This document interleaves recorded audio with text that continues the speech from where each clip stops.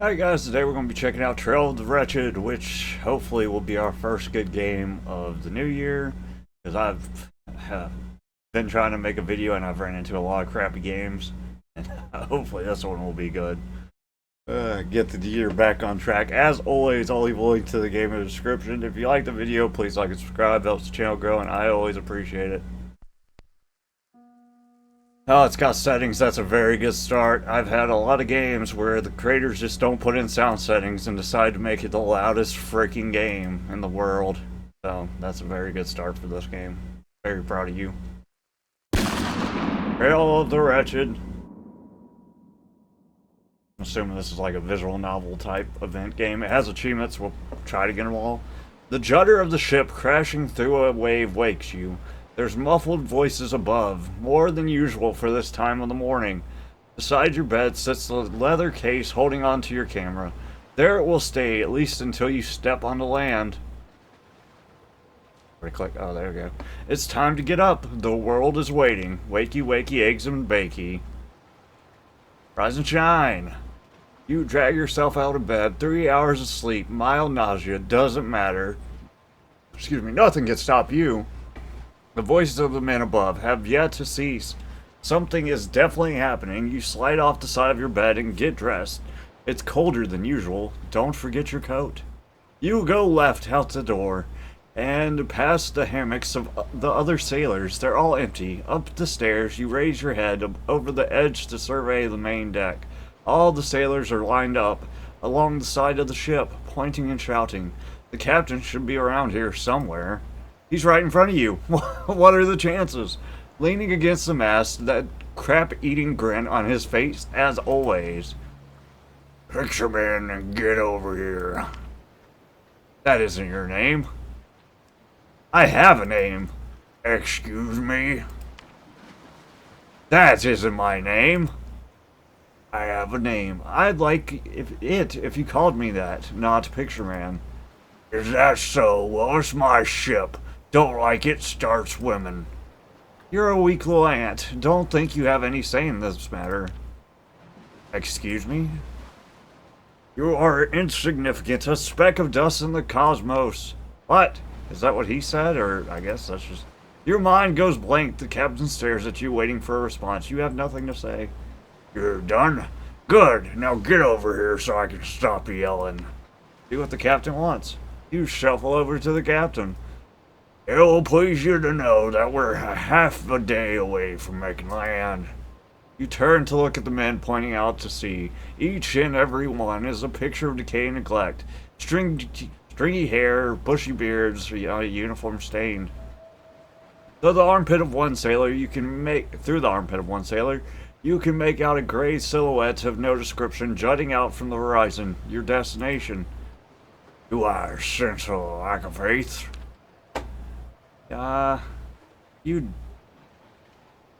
Just keep quiet. Our character's wuss anyways. You stand there with a blank face. The captain stares into your eyes, reading and judging. You know what's worse than a liar? Someone who ignores questions. Keep quiet. You maintain your vacant expression. Are you slow? Keep quiet. Blank stare, no words. Lord help me. The captain storms off and begins yelling at the sailors who've congregated starboard side. A collective groan emerges from before they slowly disperse, moving back to their assigned task. When the men are done, with the men gone, you finally have a good view of your destination. You imagine you'd feel relieved about that right about now, but you don't feel anything at all. Head back to your cabin, prepare your things. Look out to sea. You walk to the edge of the ship. Below is a dark abyss, cold and unforgiving. Your eyes drift upwards, and the mainland comes into view. Tall mountains barely perceptible through the haze. Maybe at night you'd be able to see lights from the towns. But for now it is entirely dead. A shiver runs down your spine as great shadow passes over the vessel. You're a long way from home, Picture Man. Reminisce. You close your eyes and focus on the world that once was. You cannot get a clear image. Just vague feelings and a ever-present sense of unease. There's no warmth for you here. Enough of this, I guess. You open your eyes and head back to your cabin to prepare your things. There isn't a whole lot to prepare. The only thing you brought with you was your camera and the clothes on your back. You take a seat on the side of the bed and drift away into the thoughts of hope and nihility. I don't know how to pronounce that word. A few hours pass. A knock on the door rips you back to reality. Get out of here. Your time on the ship is up. You jump off the bed, grab your camera case, and head out to the hall, following the captain. On the main deck, the sailors are in a frenzy, running, yelling, and pulling ropes. One particularly unstable man appears ready to jump off and swim to shore. Men, get our guest onto one of the robots and take him to shore. Be quick about it. 3 sailors appear from behind and direct you towards a rowboat in the water beside the ship.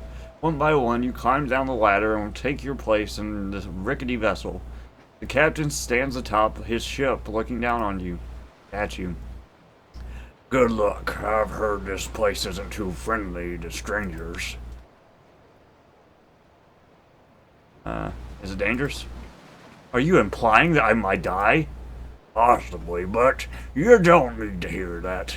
Now get out of my sight. He tips his hat and walks away from the railing. Well, that's so much fun. Row, row, row about the sailors in unison. Slowly, the boat veers away from the ship. The silhouette of land you saw earlier comes into view, far more detailed now. You're around 200 meters away from the beach.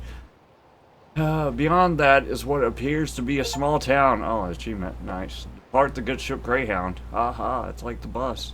And even further, or the dog, and even further in the distance are mountains. You suddenly become aware of just how cold it is. The coat you're wearing does little to help. 5 minutes pass before you reach the shore. The men beach the rowboat on the sand and jump out. 5 minutes pass before you reach the shore. The men beach the rowboat on the sand and jump out. Again, I read the same thing. Keep quiet. You step out of the boat and grab your camera case. The 3 sailors stare at you, expecting you to say something. Then there's silence. One of the sailors calls you a cunt under his breath. Then all of them climb into the rowboat and head back out to sea. You're left alone on the beach with the entire world in front of you. Which way now, picture man? That's not my name. The world is my oyster, part 1. Hopefully something fun and exciting will happen soon. Am I supposed to be doing something? Ah, yes, I'm the peace. Oh, walking up to off the beach into the town, a woman appears in front of you, seemingly out of nowhere. She's a ghost. Hi. Hi. I was sitting by the pier and saw you coming this way, so I thought I ought to see what's up. What was up? She points to her right where an old decrepit pier sticks out into the water. You came from the ship over there? No. Not sure what you're talking about. Well, where did you come from then? Why did you lie about that? What do you have to gain from saying anything but the truth? Lie harder. I fell from the sky. Oh, you were joking. She forces a laugh. Anyway, it's nice to meet you. She holds out her hand for you to shake. What am I, a dog? No handshakes until you find out who she is. Mind if I ask who you are? The woman retracts her hand to her side and gives you a confused look. My name is Frida. My husband runs the general store over there. She points to an old wooden building facing the ocean. A stiff breeze could blow it over at any moment, you think. There's a man sitting on the beach next to the door. His eyes are set on you. Ask about him. Who's that man sitting over there? That's my husband. Don't mind him. He spends most of his time there. Be nice about he's scary. Seems like he's spooking the customers away. That might be true, if only we had any customers to scare away. Now, much as I'd like to continue talking about myself, I just Must ask some questions about you. It's not every day a stranger just washes up on our shores. Question time, yippee! Is that my only option? No. Question away. I haven't had any visitors to this town in weeks. Sorry if I seem suspicious, but what exactly are you doing here? Explain your task. I'm a photographer. I've been sent by the king of my country to capture the new world and all the people in it. Very straightforward, really. You must be important then. I'm not so sure you've landed in the best town to photograph, though. Whatever could she mean? Really? Why do you say that? Well, there ain't too many people here. Most of them left years ago, either east to the mountains searching for gold or towards Big River down south. Not Big River. She hasn't left, though. But you're still here. He glances up towards the general store where her husband sits, still staring. There's a place for everyone in this world, and mine's here. Where is my place in the world? Behind your camera. Oh, thanks, game. Say, before you go off on your adventure, would you object to taking my photograph? It would make my day. Object because you're a C word again. No. No, as in, no, you don't object, or no, as in, no, you won't take a picture of me. Object! Your brain sends the signal to your lips, but your lips will not stoop that low. They have integrity. Looks like there's only one option. Oh, thanks, game.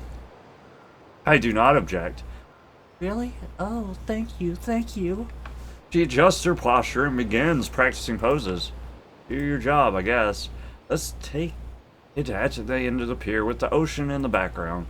You pull your camera out to the case and unfold the tripod. Frida is staring at the end of the pier. Ready, slowly, you slide the dry plate into the back of the camera. Then look through the lens to make sure everything is ready. Take the picture. You remove the cover from the lens and wait. The wind dies down and everything in the world is still. It's done? I'm getting cold standing out here. Not yet. Don't move a muscle till I say so. He does exactly that. 10 seconds pass and the negative is done. Tell Frida. You can move now. She runs back up to the pier to stand beside you. Can I see the picture? I've never had my photo taken before. Oh, she doesn't know how photography works. Don't sugarcoat it. No, dry plates need to stay in their case. Dry plate, you lost me. Explained in great detail. It's a small pane of glass covered in gelatin. You slide it into the back of the camera. When the lens cap is removed, the glass is exposed to the light, creating an image in its surface. That's what you saw me doing when I took the cap off the lens, and why I told you not to move. If you'd moved, the image would turn out blurry. Keep going. You love talking about this crap. I keep the dry plates inside their cases until I can get to a dark room, where they'll be transferred onto paper. If I took them out into their cases before then, the photographs would be overexposed and look thoroughly unnatural or worse. Some photographers prefer to develop their photo immediately after exposure. That requires a horse and a car to carry all the required tools and whatnot. So you're saying I can't see the picture? Correct. No, you cannot see the picture. Sorry. The smile on Frida's face quickly fades. You've ruined the day of the first person you met. Well done. Oh, well, that's okay. I didn't want to take her picture anyways. Say nothing. Thank you for taking my picture. It was very nice of you. The sadness in her voice remains. Time to go. I think I'd better be off now. It was nice to meet you, Frida. I'll be seeing you. You should drop by the store and speak to my husband before you leave town. He'll be able to help you with some things, I'm sure of it. Not a chance. No thanks. Goodbye. You walk up the pier toward the town, waves crashing into the rocks, spraying mist into the air, a crow caws in the distance. Haha, you'll never catch me alive. Screw this town. The Barrow! Oh. You walk up the hill away from the church. Behind you, the town of Cascade sits still. Snow begins to fall from the clouds above. This is an excellent opportunity for a photograph. You pull your camera out of its case and unfold the tripod. The wind almost blows everything over. As you slide the dry plate into position, after a bit of adjusting, everything is ready. Take the photo. Off comes the lens cap. You sit and wait for the image to expose, carefully holding the tripod steady in the breeze. Your fingertips yearn for the warmth of the coat's pocket. Suddenly, a woman steps into frame. Don't move. Don't say a thing. She's terrifying looking, actually. She has a gun. Do what she says. Frick the gun. The picture's ruined. This is a disaster. Do you have any idea what you've just done? What did I just say? Is it so hard to shut your fricking mouth? She has a gun, and she is pointing it at your head. The woman before you steps forward and inspects your camera. The gun stays pointed directly at your face. You place the cap back on the lens and hope she doesn't notice. You're a long way from home. She turns to face you. Got any money on you? But your soul is rich. In spirit. I think that is a no. Where are you going? That's none of her business. I'm not saying. Well, I guess it doesn't matter. Whatever you plan on doing, cancel it. You're coming with me north. Maybe she'll lower the gun if you ask. Can you stop pointing the gun at me? She doesn't answer. You notice her hand shaking slightly. Where does she intend on taking you? Where exactly are you going? Coffin Town. I've got some business there. What does any of that have to do with you? And why do you need me to come with you? Oh, you know. You don't know, but you're afraid to press the matter any further. I'll be honest with you. Why is she still pointing the gun at you? Are you about to die? I'm a little new to this outlaw thing. One slip of the finger and you're dead. That's all that stands between you and the great unknown. It doesn't be easy being on the run all the time. What will your last words have been? What are you leaving behind? That's why I'll go north, away from civilization. Did you contribute anything to society? Will the world be any worse when you're gone? There's less people up there, and I've heard the people who are there keep their mouths shut. So I think that's my safest bet. Would anyone even care if you died? What do you think? If you could do it all over again, would you be someone different? Wait a minute. Are you in there? You open your eyes. The gun isn't pointed at your head. I asked, what do you think? What was that all about? Why the hell were you pointing a gun at me? I was trying to make sure you wouldn't run off. Seems like it worked. She's crazy. You're insane. Normal people don't go around pointing guns at strangers. I didn't know who I was sneaking up on.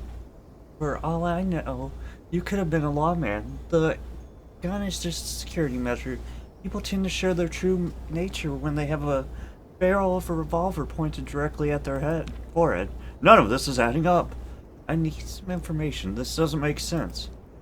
Well, I just told you we're headed north to Coffin Town. Are you even listening? Your task is too important to be jeopardized. I need to do my job. I'm not going with you. You're going with me because I have a gun. That's how this whole thing works. When you put it like that. It's for my reason. I'm taking you with me because I need to blend in. With you by my side, I'll bound to draw far less attention. No one would suspect someone of your nature to be harboring a wanted criminal. What is your nature exactly? Elaborate, please. You look high class, like you keep your nose out of trouble, like you wouldn't hurt a fly. This type of person who doesn't associate with scum like me. Huh. You're as dirty as they come. I am scum like you. Drop the act. You're not fooling anyone but yourself. She's right. You're a weak little ant. Never forget that. Why is she taking you north? Surely we don't have to go north, though. Isn't there somewhere else? North is the only option. West, and we're swimming. East, and we're in the wilderness. South, and I'm in big, big trouble. Trouble? Well, it's sort of trouble. The sort of trouble that gets you... Oh. The sort of trouble that gets you publicly executed. Maybe she killed some... She ain't no murderer. Robbery. Try again. Darn. Murder? Bingo. You can't go with her. Your job is too important. I'm still not going with you. The alternative is me putting a bullet in your cranium. Would you prefer that? Maybe some days, but not today. Try to bargain. Fine, I'll go with you, but only on the condition that I'm allowed to continue my work. Well, I suppose we would blend in better, so I'll accept those terms. All you have to do is come with me north and do as I say. It really isn't that bad. Maybe she's right. How are you going to explain this when you get back home? If you get home at all? I may have a gun, but I want this little relationship of ours to be one based on mutual respect. Look at me as your bodyguard. If you've gone out into the world alone, you probably would have wound up Her voice trails off. in a bad way. I won't go into detail. Get those details. I would like more details, please. You say so. Takes a minute to collate all those terrible things in her mind. Could end up hung by your feet just low enough to the ground so the coyotes can get at your face. There's a popular one the Lottie gang can use on strangers. Serves as a warning or something.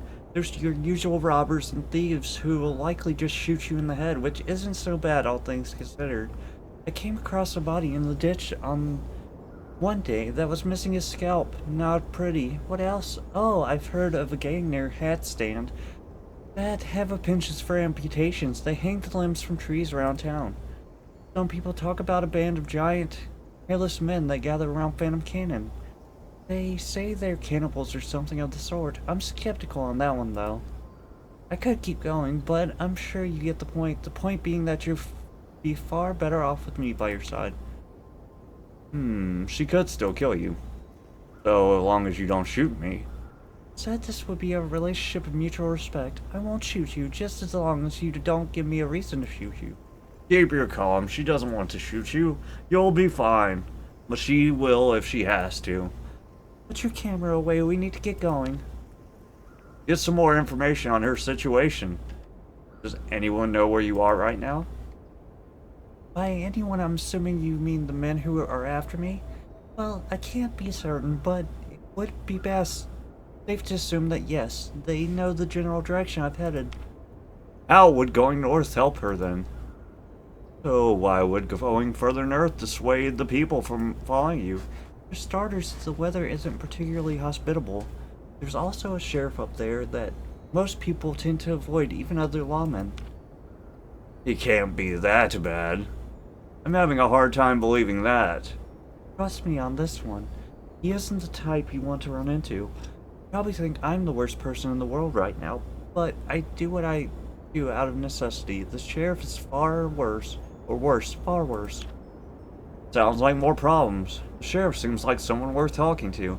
I'd like to see the sheriff myself. And you're dumber than you look. Enough talking, we need to go. Put your camera away.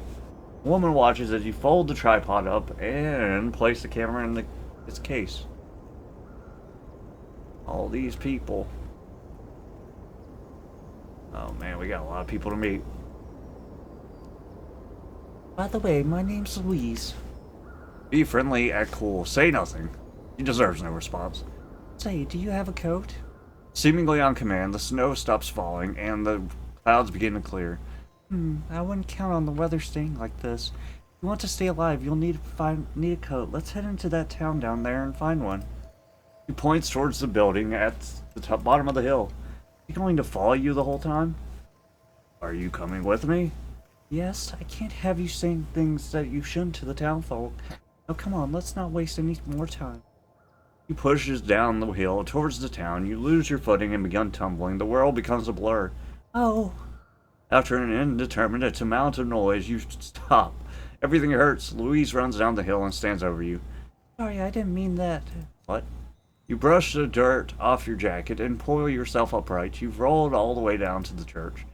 Maybe someone in that church has a jacket for you. We should ask there first. Time to go to church. Let's go then. You first. I don't want to. You can't make me. As you follow the path, Louise grabs your shoulder. Stop, we can't leave town till you have a coat. Turn around. She might not be pointing a gun at you right now, but that doesn't mean you shouldn't listen to her. Ah, darn you. Ah. General store? Help! Help! I'm being kidnapped by a weird Monopoly piece. You step in the church with Louise close behind, and in the vestibule is another wooden door in front of you closed. Head on in, it's just a church, no need to be careful. Go through the door. Doors are heavy and require some force to open. On the other side of the door, you are met by a small hall lined with pews, and crosses nailed to the back wall. The entire building is composed of nothing but wood. Behind the altar stands a priest. Louise leans in to whisper in your ear. You do the talking. You walk up to the end of the hall to greet the priest. He hasn't noticed you yet. His back is turned. Get his attention. Excuse me. The priest jolts and turns around. Goodness, you scared the living daylights out of me. Ask about a coat. We need a coat, a big one for the snow. The priest looks perplexed. I saw you come to shore on that rowboat earlier, but you were alone. Who is this woman you are with? Good question. Oh, I'm just a traveler, same as him. We met as he was taking a photograph of your town. We're traveling its party now, safer that way, as I'm sure you know. A smart decision.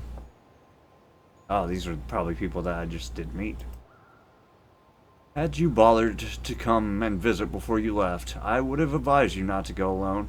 On that topic, why didn't you visit me before you left? Churches scare me. I'm not religious. Oh, how unfortunate. No matter, you're here now. Get back onto the coat. About the coat. Oh, yes. Well, I'm afraid to say, as much as I'd like to help you, I cannot. The best I can offer you is some advice for the road. Father, I know you're a charitable man, so do this photographer a favor and give him a coat. We'd both hate for him to die in the cold. Let her continue. I would hate to see that, you're right, but I must again tell you that I don't have anything to give you or your traveling partner. I don't think I can accept that as an answer. Oh gosh, she's escalating.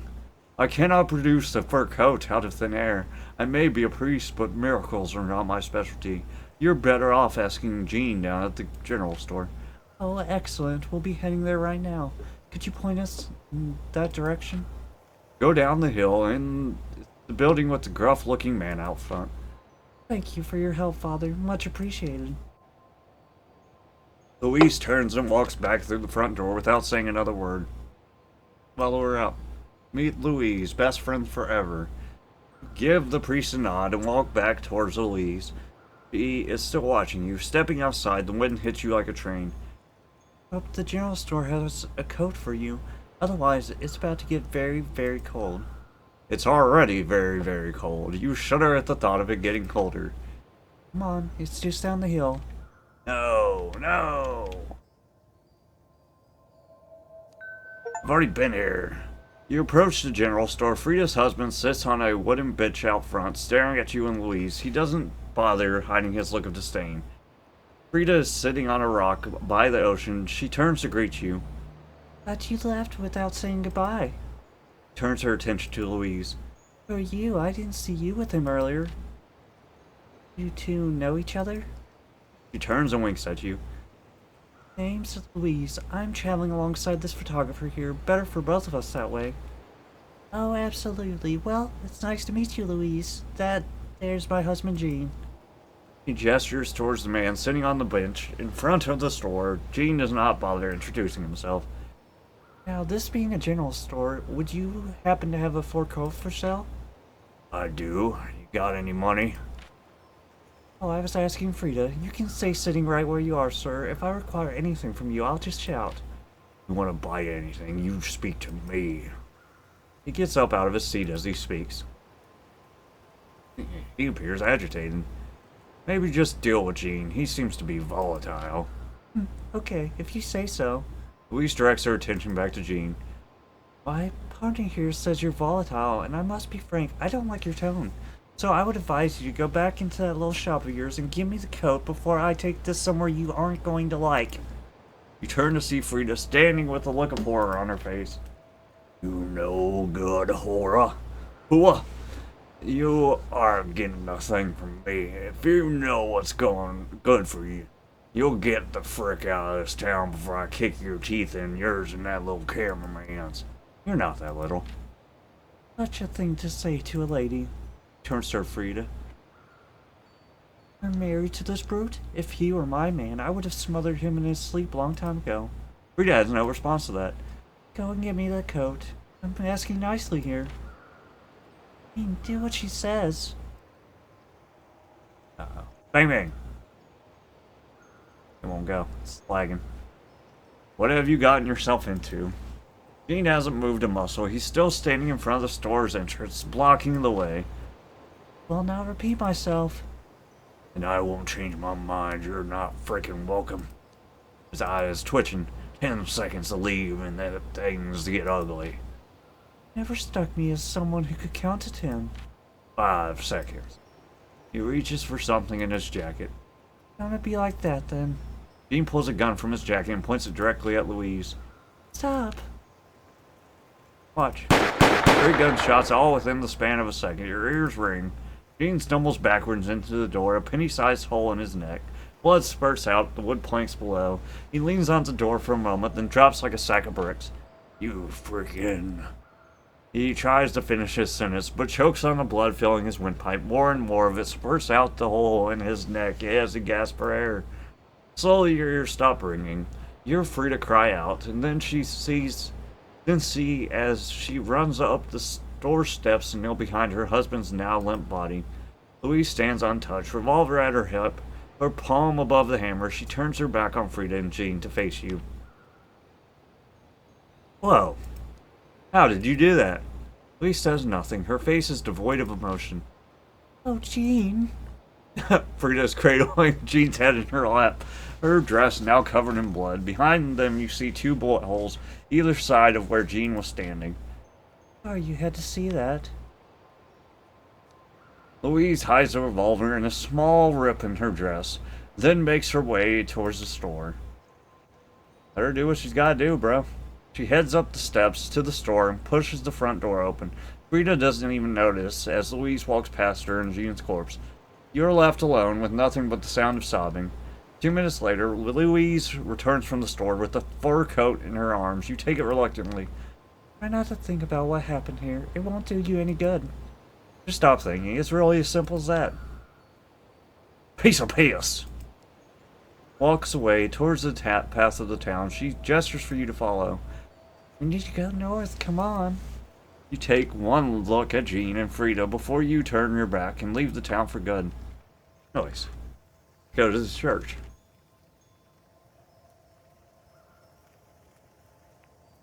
South, you say. As you walk down the dirt path, Louise grabs your shoulder from behind. What do you think you're doing? This is north, right? You go where the wind takes you. Following the road.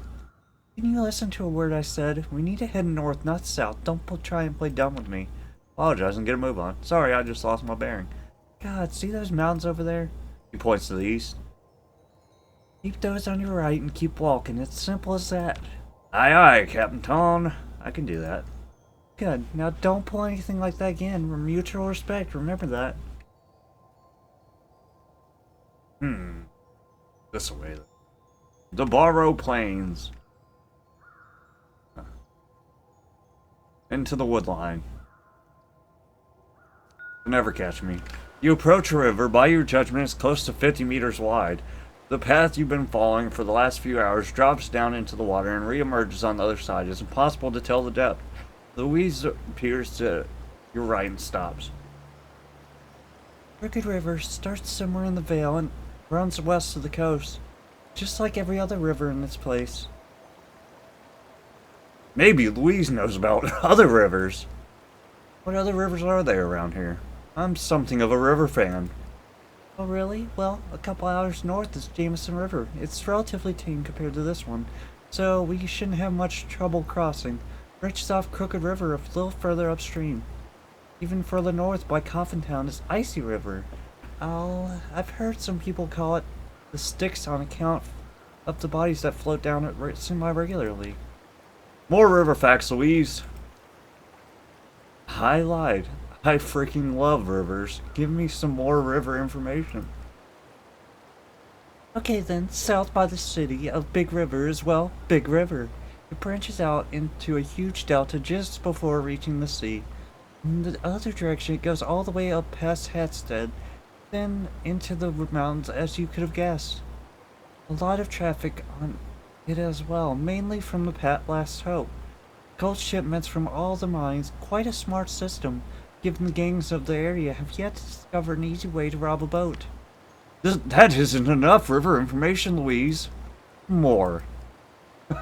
More, not enough. That might be all the rivers that there are in this place, or at least the only rivers drawn on the map I used to own. It was a very old map now that I think about it. There's got to be more rivers out there, surely. Back to the problem, man. I think I've heard enough. What's the point for getting across the river in front of us? Had a horse, this would make it much. This might be easier. We don't though, so I suggest you take your clothes off. What's that face for? Nuh-uh. I'm not taking my clothes off. Can't afford to get our clothes wet. That's how you freeze and die. That requires further explaining. What do you mean? Wet clothes won't keep you warm, and in this climate, they won't dry for days. He's obviously done this before. Put your shoes and drawers on. Everything else, bundle it up. You're about to undress and close to... I'm taking my shoes off. That is the worst idea. You gonna have some rotten feet, girl. And close to sub-zero temperature. Are you sure you don't want to make a run for it right now? She seems to have let her guard down a bit. You tell what you're thinking. You're thinking about something. That something is about how you plan to escape. Don't bother. I'm a pretty good shot.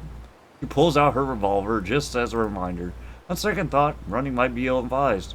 She killed Jean without hesitation. She'll do the same to you. Come on, take your clothes off. We don't have all day. Undress, let's get this over with. You take everything but your shoes and drawers off, then wrap it all up inside the fur coat you got from Jean. This is the coldest you've ever been. Every gust of wind is like a knife to your skin. Louise is undressed as well. Whatever you do, don't look at her, not even in her general direction. You ready? Get into that water and keep your footing. Slowly you edge closer to the water. One more step and you'll be in it. Hold your clothes above your head. You lift your arms skyward. The camera case is also part of the bundle, so you take some effort to get everything up there. Take small steps. I'm right behind you. I'll be right behind you. Stay where you are. You stop right at the edge of the river. Get in the friggin' water, you moron. We don't have time for this. Louise is going to shoot you in the head if you try to turn around. Don't you dare back out now. Don't turn around. Do not turn around. Forward, that's all you can do. Step into the water. You place your left foot into the water. Every muscle in your body contracts. A little pace, please. You take another step, then another. Slowly you descend into the depths of the river. It isn't enjoyable, but you think you'll make it. After a few meters, the river stops getting deeper. The water is up to your chest. The hard part is over. Now all you have to do is walk straight. That's exactly what you do. The current pushes you towards the ocean, and it takes all your strength to keep upright. One slip and you'll lose everything. Below your feet lie countless stones, and each one covered in a slimy residue that makes getting a good foothold next to impossible. By the time you've made it halfway across the river, the cold is a distant memory. Every fiber of your being is focused on keeping that precious camera above the waterline. After what feels like an eternity, you make it to the other side of the river. It takes some effort to pull yourself out of the water without dropping everything in your hands, but you manage. Louise was right behind you the whole time. You sit down on the embankment, catching your breath. No time to rest. Put your clothes on. We need to light a fire. Louise walks right past you up the embankment. You drag yourself off the dirt and follow. In front of her is a lone tree. It's been dead a long time. Surrounding its roots are numerous twigs, brittle and gray. Take your shoes off and leave them by the tree. Then go and find some firewood. Be quick. Louise has put her dress back on and gathering small twigs, find some firewood. After taking your shoes off, you survey the area. There's the dead tree under which Louise is building a pile of sticks. Behind you is the river you just crossed. Running towards the ocean aimlessly, you spy a forest to the east, maybe a 15-minute walk away. The path you've been following snakes off the north into rolling plains. All that's here is dirt and grass. You head back to the river in search of driftwood. Upon looking over the embankment, you find a dead branch that's washed ashore. The sight of this branch stirs something in you. Hold on, I feel some emotion washing over me. It's nothing. Stop feeling. Bye. Oh no, wait. This branch, it's all alone, separated from its family, washed up on a riverbank. It makes me feel... Stop anthropomorphizing. It's a stick, soon to be ashes. Trying to be profound, don't you understand? Profound thoughts won't get you anywhere. Profound words spoken from your mouth, now that's an idea. What if people don't understand my profound words? Saying profound words is a lot harder than thinking profound things. Doesn't matter, just say random crap and people will find it their own meaning. It's easy. Then it's time to be profound, really profound. Back to reality. You're looking at a dead branch. No thoughts enter your mind, no feelings shake you. Grab the branch. You slide down the embankment and grab the end of the branch, then drag it back to Elise. By this point, she's manufacturing a small fire and is prodding at it with a stick. Ask about her. I'll say something profound. Rivers are the veins of the earth. What? Not profound enough. Ah, crap. Never mind. Alicia stares at you perplexed. Give her the branch. Here's some wood. Great, bring it here. You hand the branch off to her. That's not... Man, I wish I could go back. That sucks. It's far too little from the fire that she's made. Could have found something a bit... Oh, never mind. Can't be too picky. She props the branch up on the dead tree roots so that it sits up slightly above the ground. Then after taking a step back, she jumps onto the branch with all her weight. A brutal snapping sound breaks the silence. The one branch has now become two branches. Voila. She throws the two pieces of wood into the flames. For a few minutes you stand there in silence, waiting for the fire to heat up. Put your shoes next to the fire. They aren't going to dry if you leave them over there. You completely forget about the shoes. Louise grabs them for you and places them by the fire. You take a step on a tuft of grass. Your legs still frozen? Mine are. Your legs are beyond frozen. Thaw them out by the fire. Not too close though, you'll burn them without even realizing. Like Pinocchio. You point your feet towards the fire. There isn't even a hint of the sensation or feeling. There was an achievement noise that I can't see. Oh. Uh-oh, I broke it. Yep, I broke it. Nice.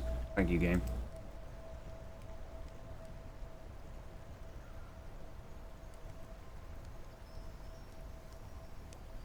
For a short while, Louise and you just sit there in front of the fire. The sound of Crooked River in the background. A moment passes where you forget you're being held hostage. What's your name? She's the first person to bother asking that. Odd. That kills people, Carl! Keep it a secret. Can't reveal that information. Look, we're gonna be around one another for quite some time, so I need to call you something. I don't care what your real name is.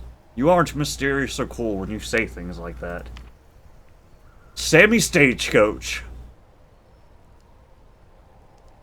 Well, you definitely made that up. I can call you Sam, though. That's easy enough to remember. Is her name really Louise?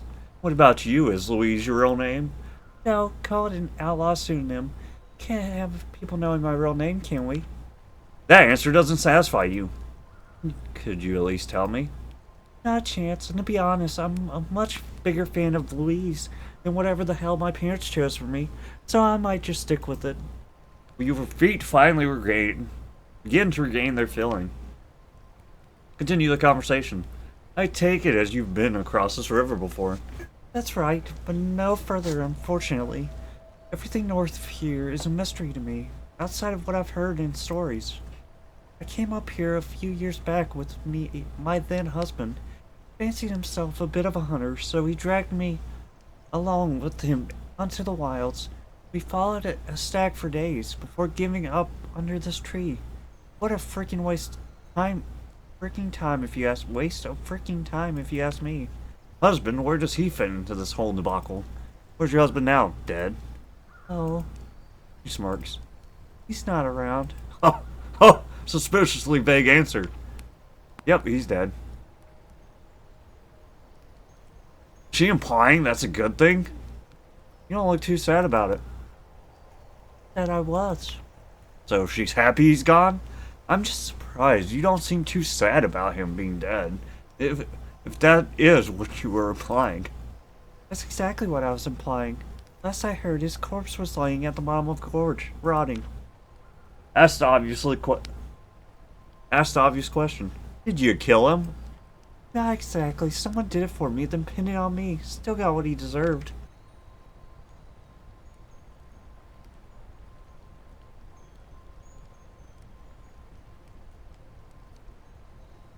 She still murdered Jean, don't forget that.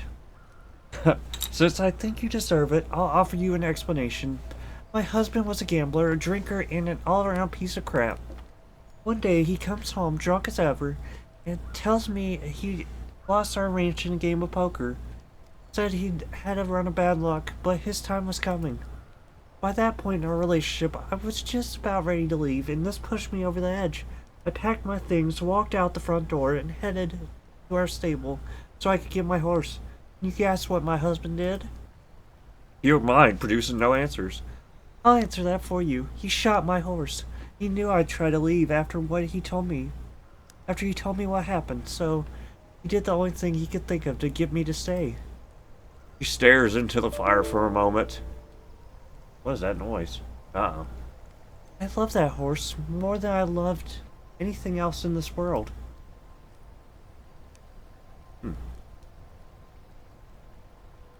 And he just killed her. Upon seeing this terrible sight, I went back inside, grabbed my husband's revolver from the drawer he hid it in, and then used it to put a bullet into each of his kneecaps. After that, I left the ranch for good. In the city, I heard that my dear husband had ended up at the bottom of a gorge nearby. Some kids looking for their dog found him there in the rocks. Seems like he wasn't overly cooperative with the people he lost the ranch to. Of course, the man he'd lost the ranch to be the mayor of Big River. Bad news for me. Especially when I saw a wanted poster with my name on it. And a $5,000 reward, dead or alive. She shifts her gaze back to you. I've killed before in self-defense. That's how it is in these parts, but I didn't murder my husband. She still killed Jean. How does murdering Jean fit into this? Again, self-defense. Sure, I pushed him a little, but he pulled the gun before I did. Don't forget that. I think I was doing his wife a favor as well. He looked unhappy. The British favor with the U. She was unhappy. You wonder how she feels now. Back to the mayor. Excuse me. So you're saying it was the mayor who killed your husband? Him or one of his cronies. Either way, he was the one who pinned it on me. And that's how she ended up here. Now you're here with me for some reason. I told you why I needed you. You're helping me blend in. A woman wandering the wilds by herself stands out like the full moon on a clear night. The wanted posters also specified that I would be alone. Have I explained that well enough for you? You don't accept that explanation. You don't have the right to keep me here like this. You alive. You'd be dead if you tried to cross that river by yourself. There's a flaw in that argument. I wouldn't have had to cross the river if I wasn't being dragged around by you. Got me there. Louise stands up and puts her shoes back on. I do like Louise, I think. I think she's a good character. We shouldn't hang around here too long. Wouldn't want to attract the attention of any resident undesirables. Say something profound. It's my time. We're all resident undesirables in the grand scheme of things. That was crap. Utter tripe. Luis didn't even hear you say it. Be glad. Back to those resident undesirables. Who are these resident undesirables you mentioned? Lottie gang. Word is they've migrated north. Of course, anything beyond here is uncharted territory for me. But I could be wrong. Just put your shoes back on and let's go. Get moving. Yay. You drag yourself up off the ground and yank your shoes onto your feet. They haven't entirely thawed yet, but keep that information to yourself. Louise walks off towards the path, turning back occasionally to make sure you're following. You are. Catch this? Louise throws something in your direction. Upon catching the object, you see it's a biscuit. Oh, hell yeah, hardtack. Eat up. This is all you're getting for the next 4 hours. It takes a total of 15 seconds to consume the biscuit. All eating it did was remind you of how hungry you are. Put it out of your mind and just follow the path. North you go, into the unknown. Yeah, I like this so far. Best game I've played all year. New game I've played all year. Amory's probably the best played.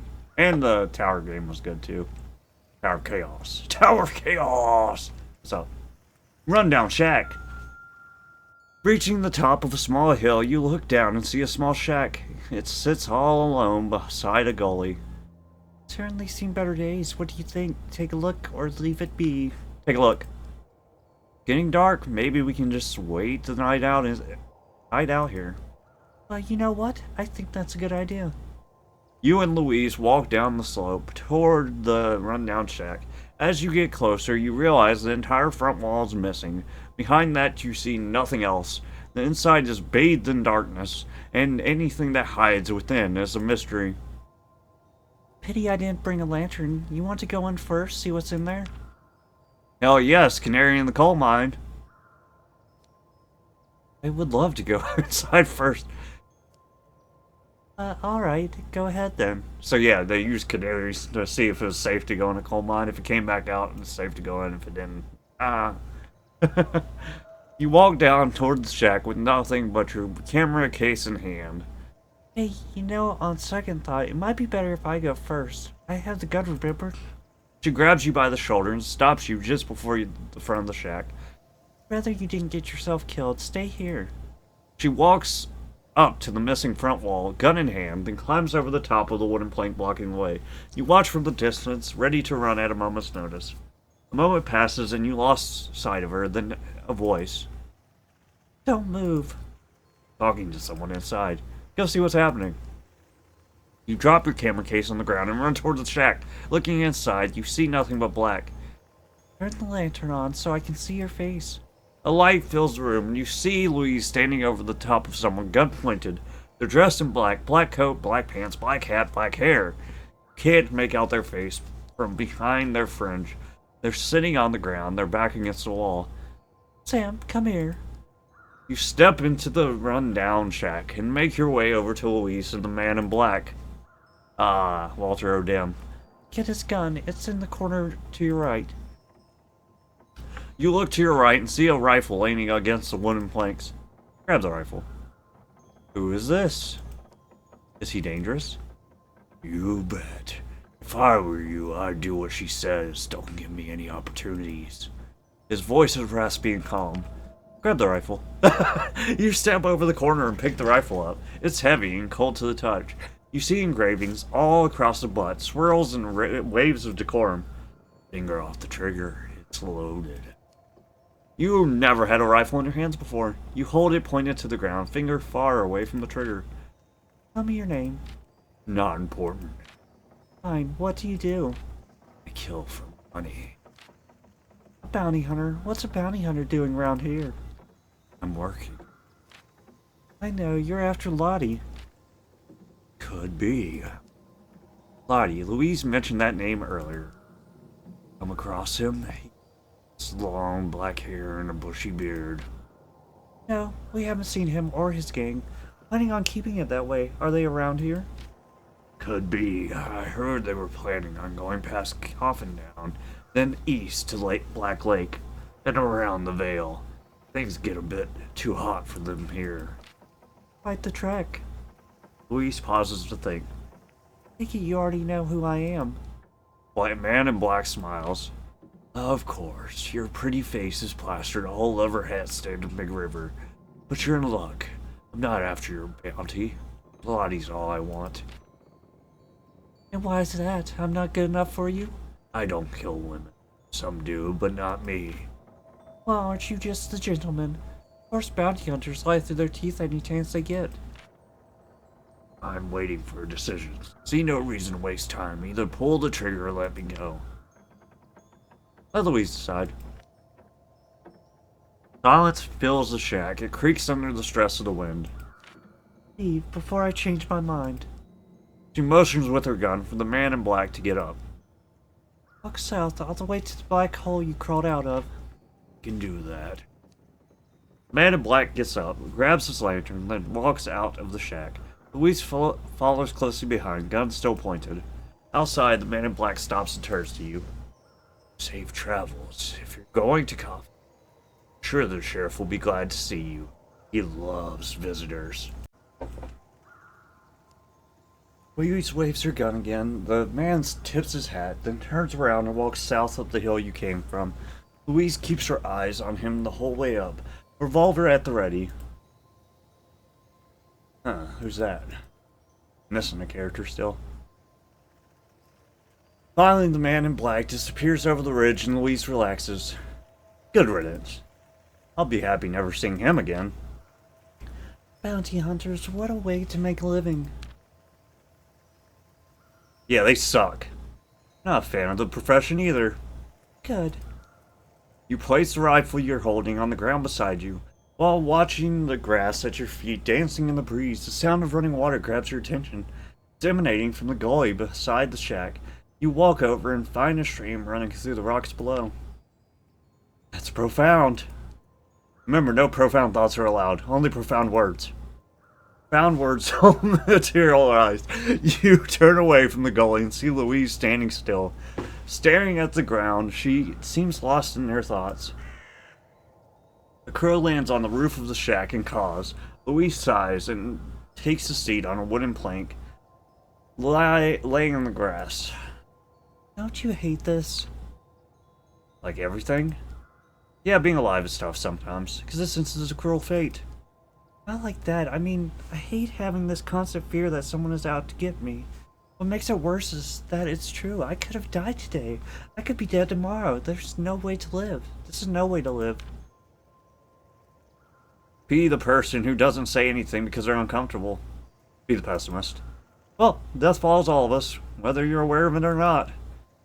I'd rather know. I was going to die 50 years from now, rather than sometime this week.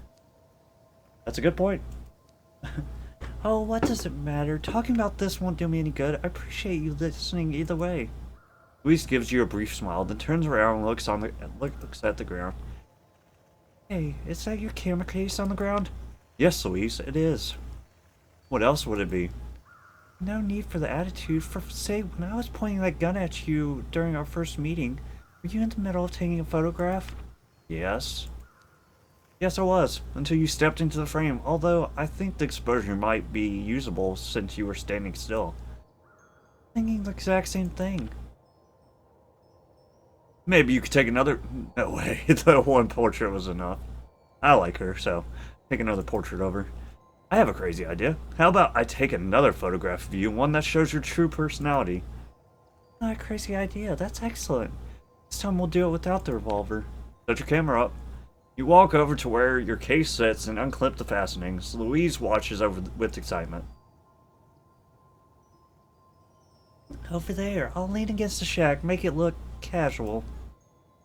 You carry your tripod and camera over to the shack, set them up. Louise shuffles back and forth, finding the perfect spot to pose and stops. Alright, how do I look? Exquisite. Great, don't move. You slide the dry plate into the back of the camera, then give Louise a thumbs up. She inhales and holds her breath. Take the lens cap off.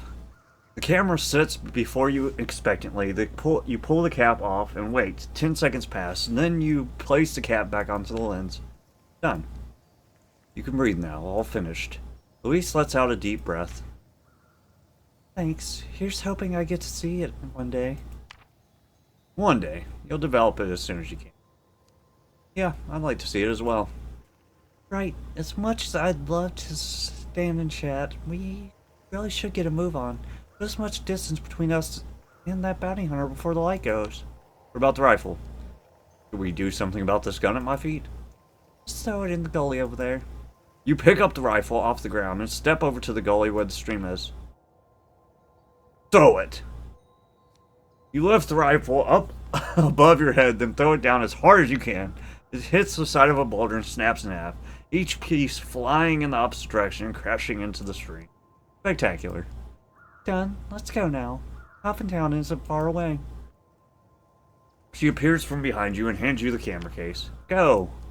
You and Louise walk away from the rundown shack, back towards the main path north. Crow that was sitting on the roof flaps its wings and floats up with the wind, then disappears into the clouds. Noise.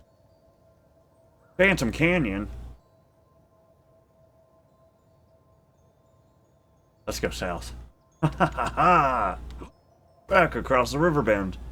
Just across the river bend. No, it won't let me. I know the score. Just around the river bend. Ah, yes, the bridge. The bridge. The light of the day fades.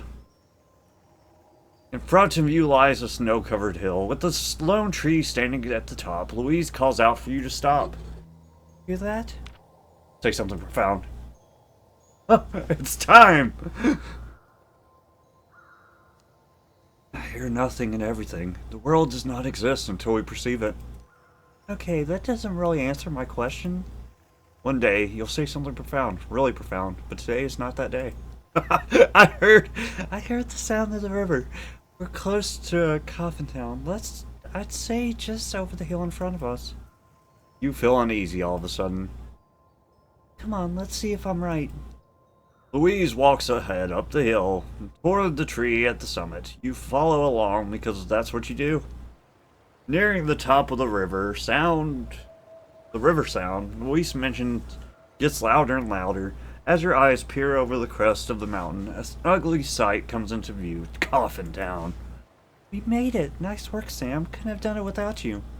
The town that sits in front of you is decrepit and unremarkable. A row of wooden shanties line in the river view. Line the river below. Sorry, I can't read. With what seems to be a jailhouse at the end, smoke rises from a few of the chimneys. Farther upstream, in a railway station, the line ends here. There's a rickety bridge just before that, where the path you've been following leads.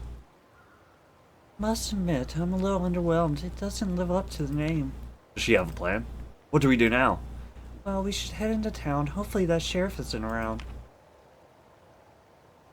That sounds like a terrible idea. Won't someone recognize you from the wanted posters?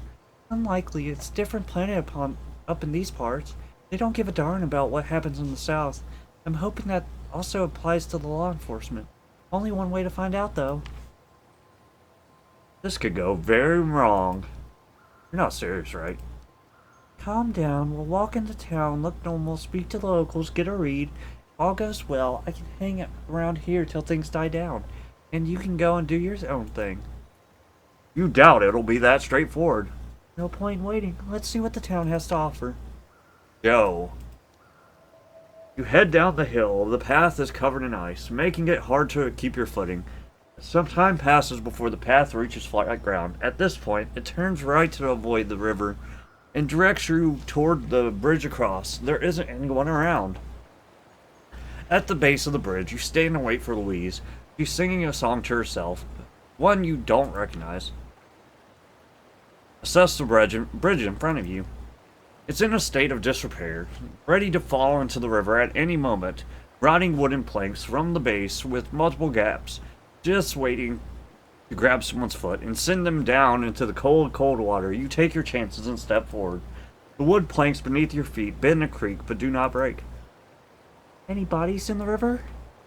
You stop to peer over the wooden railing. Issue. My nose. Running. There isn't anything to see except your own face staring back to you. The river is eerily still, its flow a mystery. If there are any bodies, they are hiding deep beneath the surface. Not actually sure if bodies float. Do you know? You seem to like you know those sort of things. Pretend you know the answer. Habitual liar. Hard about your response. This is important, or maybe it isn't. Surely they float. It's cinematic. They float. How do you know that? The only dead body you've seen was Gene, and he wasn't floating down a river. Why must you lie, photo man? Lie. I used to be an undertaker. Louise doesn't reply. She focused on something in the distance. You see a man on a black horse approaching. By the time you've reached the other side of the bridge, the man on the horse is standing in front of you. He has a silver star on his shoulder. Oh, it's the sheriff. You're lost. Louise pulls up beside you. The sheriff doesn't get off his horse. You notice a gold-plated revolver on his hip. Well, Louise answered. Who's asking? Sheriff Springfield, but you already knew that. Now answer the question. We're just visitors. My husband here is a photographer, so we're traveling across the continent taking pictures of people and places. Coffintown was the next stop on our list. Congratulations on the marriage. Thank you. You wouldn't mind if we stayed a while in town and spoke to some of the locals. The sheriff stares at Louise for some time, not saying a word. Louise stares straight back. You're a brave one. What about you, picture man? You brave as your wife? Absolutely. I'd like to think so. We'll see if that's true in time. The three of you stand there in silence for some time. You try to read the sheriff's expression. There's nothing there, just an empty gaze and a sea of scars. You're from Big River. Thereabouts. We've been walking for some time, so if you don't mind, we'd like to head into town and get some rest. The sheriff looks to the sky. You feel that? You look to the sky in an endless expanse of gray. What do you feel? Cold. Could be worse. There's a tension in the wind, meaning changes are coming. That's a vague statement. Is he profound? Oh my god. The sheriff pulls a flask from his jacket and drinks. The contents are a mystery, but you have a good idea. Are you going to let us pass or not? He places his flask back into his pocket and then sits for a moment to ponder the question posed. You're a degenerate liar. I can see it in your eyes and in your soul. You've done something bad, and bad people aren't welcome. He pulls his golden revolver from its holster and points it directly at Louise. You know what I do to bad people. I can guess. I give them what they deserve. Sometimes it's a bullet. Sometimes it's worse. The sheriff is demented. You're out of control. I'm in complete control. What's the gun at you? That one behind the gun holds all the power, and that's me. Small grin firms on his wrinkled face. You remind me of someone. They took photos just like you. I remember their face fondly. They didn't know when to keep their mouths shut, and now they're hanging from a tree. Ain't that funny? You're going to die, painfully, horribly. Don't look at me like that. You didn't realize you were looking at him like that. No. Don't you worry just yet. I want you alive. I got some plans. You didn't realize you were looking. Oh, that's good. What are you talking about? Let's call it an agreement. He turns to Louise, but keeps the gun pointed at you. Here's the proposition, little miss. I'll let you leave. You walk back up that path, and you don't even think of turning around. In exchange, I get to keep the photographer with me. You agree? You look at Louise. Is she considering it? I say no. I think you're smarter than that. You study her expression carefully. What is she thinking? Can't do this. I can. You want to pull your gun and shoot me dead? Try it. I see what color you bleed. Luis takes a deep breath and turns to you. Sorry, I can't. Sheriff interrupts from atop his steed. Break up! Luis lowers her eyes to the ground and turns away from you. I'm leaving. He's yours. Don't go! Please, don't leave me here, please! Luis does not reply. Good, now get the frick out of my sight. I see you again, putting you down. You'll do well to remember that. Luis takes one look up at you before turning around and walking back up the hill. You're on your own now. This rock bottom? The sheriff wants to make sure Luis doesn't stop. Can't do anything except stand there and wait with him. Cry. A tear runs down your cheek, then another. Staring your face as a river. What's with you? Question, why are you crying again? All I want to do is take photos. Is that so much to ask? Yes. Tell me your name. Don't tell me your name. No. Doesn't matter, you're mine now. I'll call you what I want. Is how you imagine your adventure turning out? I was hoping there'd be more cowboys. I thought people might be a little bit more friendly. Maybe you're the problem, not them. Follow me, we're going into town. He points towards a building downstream. It looks like the jailhouse. That's where we're headed. I don't feel like dragging you. So you can just walk. Try anything stupid, I'll end you. There ain't no way out. Don't think for a moment there is. The instructions are clear. Let's go. He turns his horse around and waits for you to move. I guess I gotta go. You step off the bridge onto the path, then turn left toward Coffin Town. It's begun to snow. The Great Annihilator, Part 2. Well, maybe she'll come back for me. Find a new captor. What seems to be the problem, officer? Ossifer. I'm getting out of here. Screw you. Oh, I can't. Okay, get out of the way, horse. Ah, dang.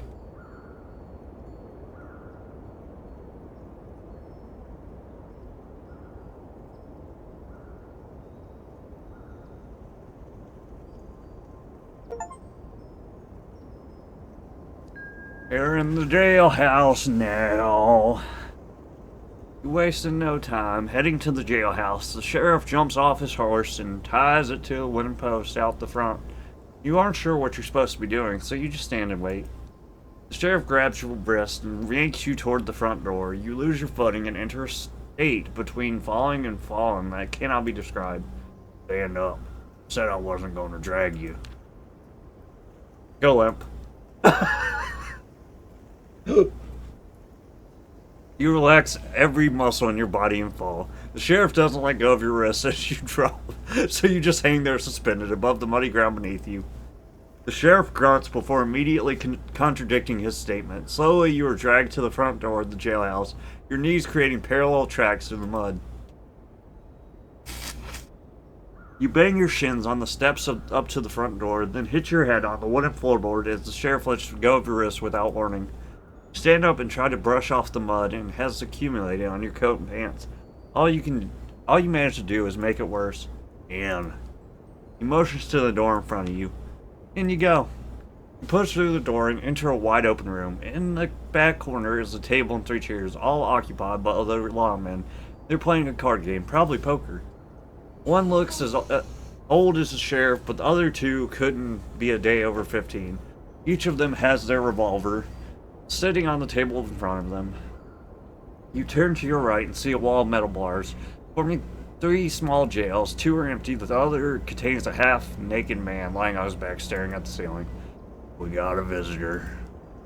3 lawmen at the table put their card face down and turn to look at you. The 2 kids don't seem all that interested. The older one gets up out of his seat and comes over. His right eyelid seems permanently shut. Looking a little pale. This guy has awful breath. Get out of my face. I'm about to vomit. The man smiles, revealing his sepia teeth, then leans in so close that your face almost are touching. Headbutt the fucker. You pull your head back and throw it forward as hard as you can. The man yelps in pain and reels back. Sorry for the language. His forearm held up to his nose. Blood trickles down his chin and neck. You stand there wallowing in your victory. Then the adrenaline wears off and a splitting pain burrows itself inside your forehead. Ah, crap. He collects himself and then raises a fist, ready to return the favor. Don't. I need him uninjured. The man hears the sheriff speak and immediately backs down. The two teenagers in the back are laughing. Shut your freaking mouths. He returns to the back without another word. The sheriff doesn't look amused. Give me the key, Weber. The man reaches into his pocket and throws a silver key across the room. The sheriff catches it and walks over to one of the empty jail cells. This one's for you. Come here. He opens the cell door with the key, then stands beside it expectantly. He wasn't talking to me. He pretended not to hear the sheriff. I'm talking to you. Get in. Fight the law. You'll have to make me. 4 lawmen with guns against one little man with a camera. You're dumb as dirt. You don't know much about me, do you? Clearly not. As you think of your next move, you're suddenly pushed forward by an immense force. You stumble into the cell, unable to keep your footing. The sheriff shuts the cell door behind you as you flail about on the ground. Looking up, you see the oldest of the 3 other lawmen in a fit of laughter. You see that? Kicked your man right up in the friggin' backside. Works every time. The 2 teenage lawmen at the back of the room aren't all that impressed. In the act of falling forward, you drop your camera case. The sheriff picks it up and inspects it. Got something important here. Don't drop it. He walks off into a side room with the case. The 3 other lawmen follow him in, leaving you alone in your cell. Wonderful.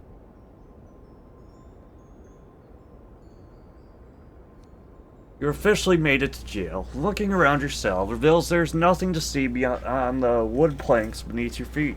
The next cell over houses the half-naked man. In all the commotion, he hasn't moved an inch. He just lays there on his back, staring at the ceiling. Get his attention. Psst, hey you. The man jolts upward, startled by your interruption of whatever he was doing. Trying to meditate. He doesn't look too pleased. Jailbird Jones. Yeah, doesn't matter. My concentration's gone. Who is this man? What's your name? Jones. Introduce yourself. I'm Sam. Nice to meet you, fellow convict. You aren't from around here, are you? Tell him what you do. I'm from a faraway place. I got off a boat to Cascade down south and planned on taking some photographs all around the continent. That doesn't quite eventuate, as you can see. Came here alone? Good lord. How about Louise? Initially I was alone, but then I ran into a woman with a gun. Louise was her name. I became her prisoner of sorts, and she dragged me all the way up here. She's gone now, though. You enjoy being a prisoner or something? Perhaps. I've never thought of it like that. Maybe you're onto something. Get a read on anyone. Get a read of him. I think you're a nonconformist. Maybe. I don't really know what I am anymore. How long has he been in that cell?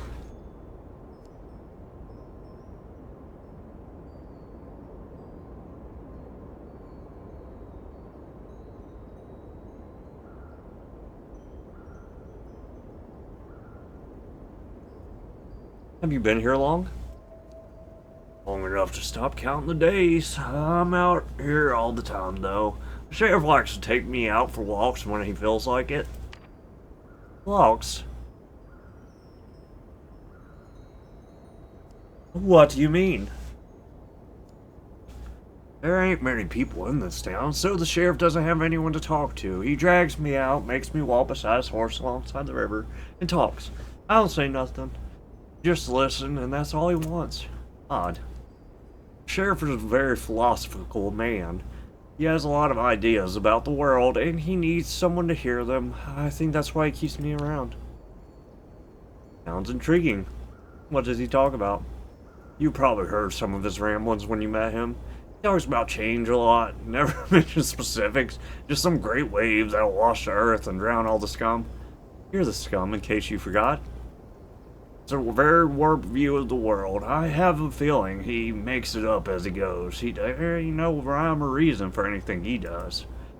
Silence ensues. You both sit there, staring into space for a little while. You don't know if you should keep bothering him or not. There's just so many questions you want answered.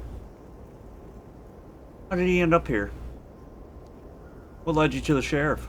Fate, same as everyone. I was in a bad place at one time in my life. So I got on a train. That train dumped me here. The moment I stepped into the station platform, the sheriff was standing before me waiting. It was like he knew I was coming. That seems familiar. Now I'm here. At the beginning, I couldn't understand what I did or what the sheriff wanted with me, but I think I get it now. What? What do you mean? He spoke about it briefly with me. I'm his witness, or something along those lines. Someone to tell the world about what he was, what he did. It's hard to wrap your head around. It made a lot more sense earlier on, not so much now. Take a deep breath. Some part of me isn't even certain that he can be killed. That's why I'll need to end him myself and find out. It's possible. He does have a certain aura about him, something otherworldly. Those aren't words I'd use, but sure. How is the sheriff allowed to do what he does? Why does the sheriff get to run this town? Shouldn't someone else have come to stop him? Nobody's coming. Nobody cares. We're so far north. Here, most people just point it out of their minds. Plenty of people know about the sheriff and what he does, of course, but what's the motivation for coming to stop him? Pretty good.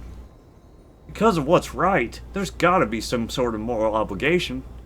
Well, obligation. Every person on this continent is in for themselves. You ought to know that by now. Everyone who wasn't in for it themselves is dead as in a ditch somewhere. That's what common decency gets you. Remember it. Grim. Don't be getting the idea someone will come and save you. I thought that for a while. Still hasn't happened. No thanks. I'll hold on to my hopes. Whatever you say. Turns to you expectantly. What else do you want to ask? What's the deal with Coffin Town? What is this town we're in? Why does it even exist? Coffin Town is used as a port city not so long ago. Before the sheriff was in charge, the train line here transported goods all across the continent, straight off ships from the kinds of exotic places, and then some frickin' found gold up in the mountains, and everyone moved down south. Mass exodus. Same as Cascade. Sheriff was one of the people who stayed. There wasn't anybody who got around to keep him in check, so he took over. Now this place is forgotten to the world. The only place left are the ones who have nowhere else to go. Even if they tried to leave, they couldn't. The whole town is a jail, walled in on every side by water, snow and wilderness as far as they can see. What about the train? Do any trains still come here? One does every month, carry supplies and things like that. Seems like the sheriff still has some connections to the outside world. Something to keep in the back of your mind. Anything else? Has he tried escaping before? You ever tried making a run for it? Of course I have. First time the sheriff took me out to walk, I sprinted off into the river. One of his men dragged me out about 100 meters upstream, half frozen. Second time I made an attempt, I stole one of the guns off those lawmen the sheriff keeps around, then held him at gunpoint. Said I'd kill them if they didn't let me out. The sheriff walks in and sees what's happening and shoots that lawman dead. Some guy. Shot one of his own men. Yeah, just like that. Straight in the eye. Not a word spoken. It worked too, since all the bargaining power I had was gone. I didn't bother trying to escape after that point. What can you do against a man like that? This is the question.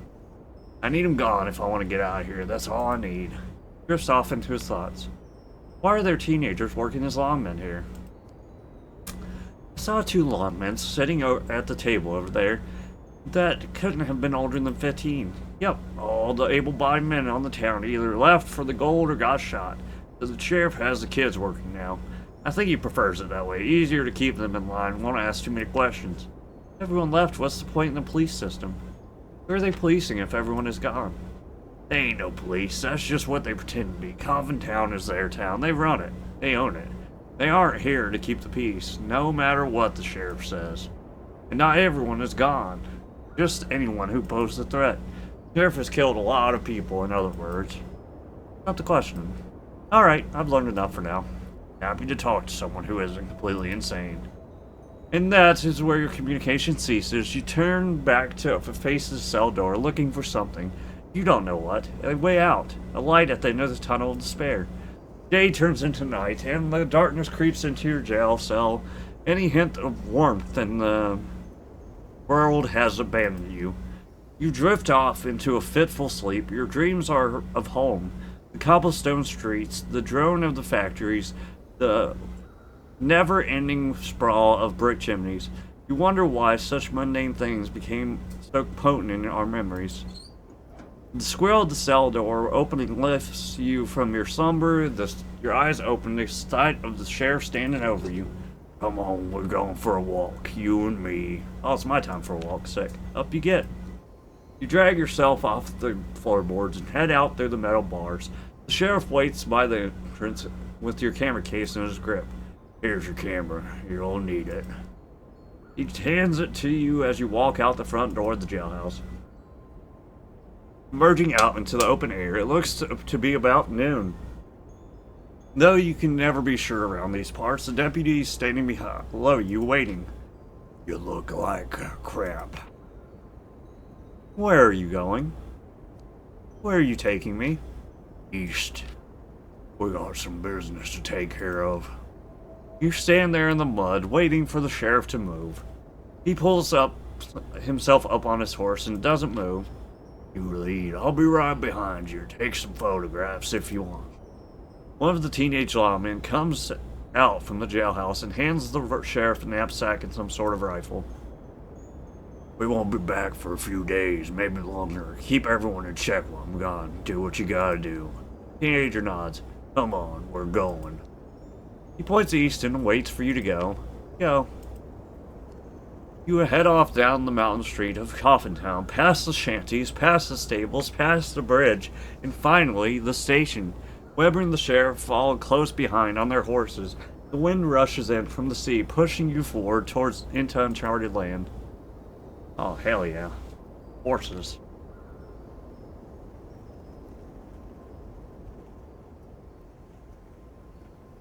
I want a horse. Oh, it's a tent. Native Americans. Before you stands a crossroads. There's a signpost. The sign points east reads The sign pointing east reads Black Lake. The sign pointing south says Hat Stand. A few meters behind it is a camp, where 4 tents circle a campfire. Smoke rising from the ashes tells you someone was here not too long ago. Looks like we got our men. I'd say they're close, real close. You took a 3 days journey. It took a total of 3 days to reach this camp. Very little was said on the journey. All your questions were left unanswered. You kept walking east as you were told to do. They're over that ridge. He's looking to the north, where a bare hill rises up into the gray sky. Quite the assumption. How would you even know that? They could be anywhere. Quiet. They jump off their horses and grab their rifles from their holsters. Violence is on the agenda. I'll wash and bring that camera. They make for the hill to the north. You follow along with your camera by your side, more confused than you've ever been. All you know is that something bad is going to happen, and soon. The hill is much larger than it appears. It takes you close to 15 minutes to reach the top of the ridge. As you trudge through the foot-deep snow, your shoes become completely soaked once again. Hold it. Both yourself and Weber stop just before the ridge. The sheriff drops onto his stomach and slides forward, lifting his head just enough to see down to the other side. His rifle is at the ready. Our boys, get a look. Stay where you are. The deputy does as the sheriff did and looks over the ridge to see what's beyond. You sit there waiting, pretending you aren't interested. Ain't that a sight? This is too hard. The curiosity is killing you. You drop to your stomach as the sheriff and deputy have and slide forward over the ridge. The bottom of the hill is a small pond. Steam rises from the surface of the water, and all around the edges of the snow has melted. The water is a shade of blue you didn't know existed. It's the most beautiful thing you've seen on this sorry continent. In the hot spring are 4 men bathing. Their clothes are left to the side of the water, as well as multiple rifles. Their horses are wandering behind them, desperately searching for something to eat in the frozen wasteland. Maybe we're oughta wait till they're done before we announce our presence. Wouldn't be right. You've gone soft. No, it's just... Say something profound. It's my time.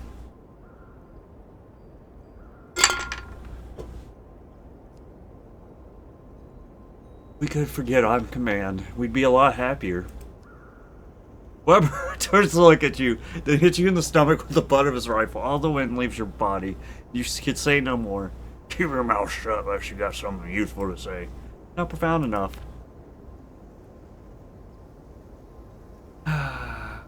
Master Sheriff.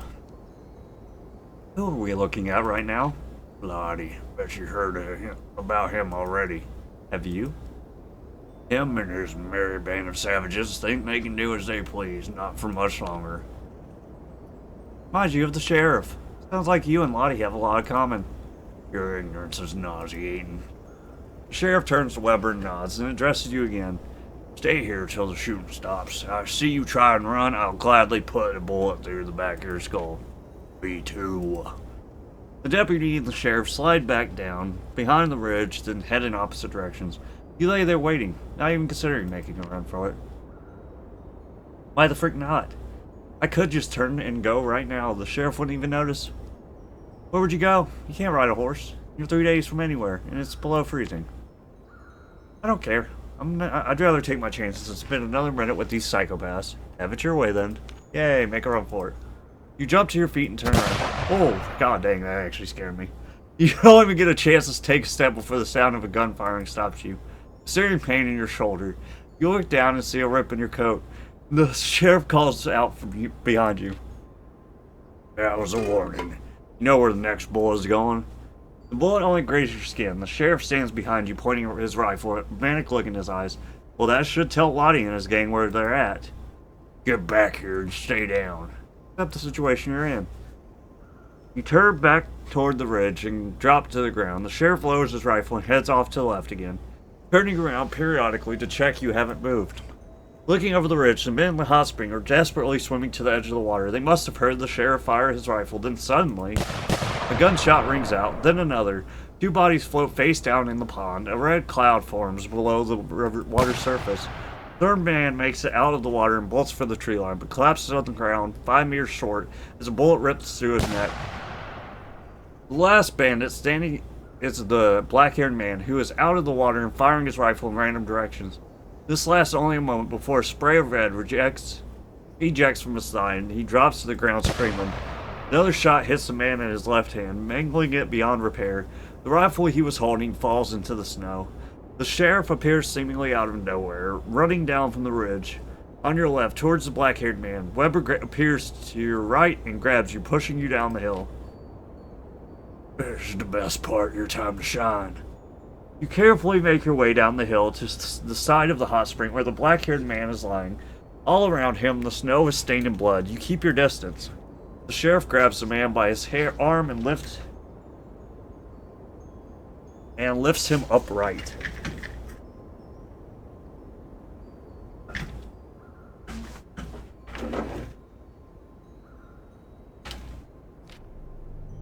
How you can sneak by me? Man screams in agony. That's all you got to say.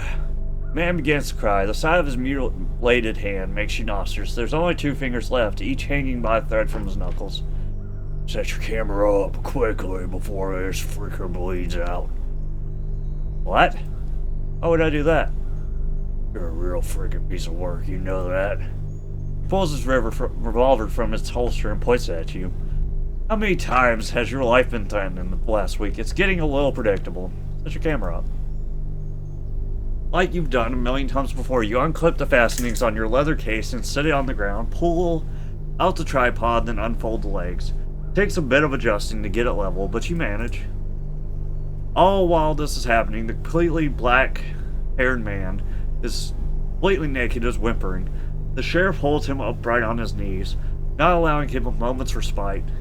Finally, you sit your camera atop the tripod, slip the dry plate into place, then look through the lens to see if it's ready. What the frick are you doing? I'm doing what I need to survive. I'm sorry. Whatever you say. Ready yet? It is. Yes. Good. Weber, get over here. Weber joins the sheriff beside the black-haired man. Make sure we're all in frame. You look through the lens and see the three men posing before you. Steam rises from the hot spring behind them. The sheriff has taken his golden revolver from its holster and is holding it to the black-haired man's temple. While Weber has the wildest grin you've ever seen. The black-haired man between them seems to be only half conscious until he hears the hammer of the revolver click. Do it. As you go to move the lid's cap, you notice the black-haired man trying to speak. Please. Take the picture. With his cap off, the light pours into the camera. 10 seconds of stillness pass. The man before you stares into your eyes, silently begging. Done? Done. Sweet dreams, Nikita. Springfield yanks the man's head back and pulls the trigger. Bang. Lottie falls face first into the snow. The innards of his skull scatter before you. Nice knowing you. Cursey word. The sheriff produces a cloth from his breast pocket. He uses it to clean his revolver. You can't hold it in any longer. You stagger away from the deputy and sheriff and then kneel over and throw up. There's little volume to the slush. You haven't eaten nearly enough this past week. Better hope that photograph turns out good because there ain't no do-overs. He's laughing. There is nothing left inside you to vomit. You wipe your mouth and stand up straight once more. The sheriff has made his way up over to the pile of clothes and is emptying his pockets. Weber has taken a seat on the rock and is watching you. Feel any better? Mildly. A little. That warms my heart. He's in an exceptionally good mood. A few minutes of relative silence pass. You watch the trees sway, rhythmically in the breeze. The sheriff has finished looting the clothes off the Lottie gang. He returns to you and Weber with a handful of rifles and other assorted goods. Weber, take these back to the good horses. The deputy replies with a grunt, takes the items from the sheriff's arms, then turns around and trudges back up the hill. You did good. Yeah, you did do good. I suppose so. In case you hadn't figured it out. Yet, I don't want you dead. You're useful. Is that a compliment? I know you'll need to develop these photographs, and you can't do that here. We need to go to Hat Stand. Alone? And I'm presuming you want to tag along. I do.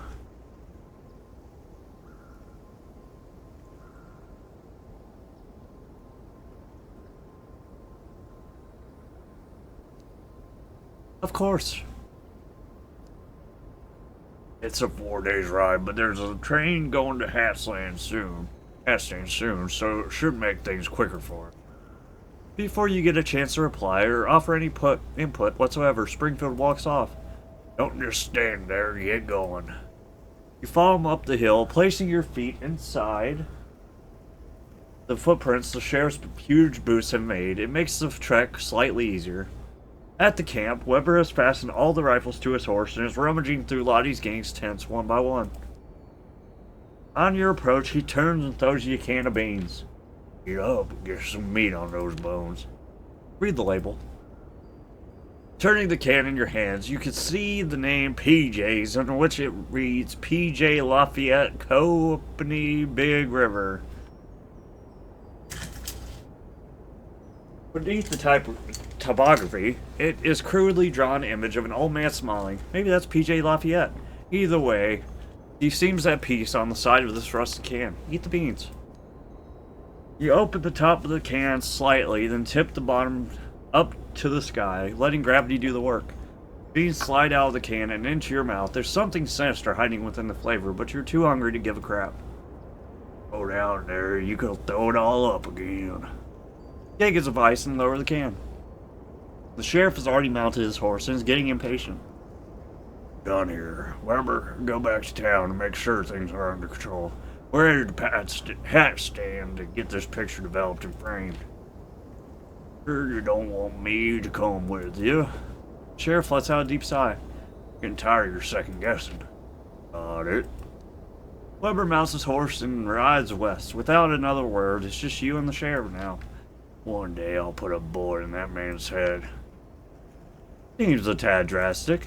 Really? I think it's reasonable to expect one's subordinates to be servile. Carry out orders as they're given. He pauses to let you contemplate that statement and then speaks once again. You need to go.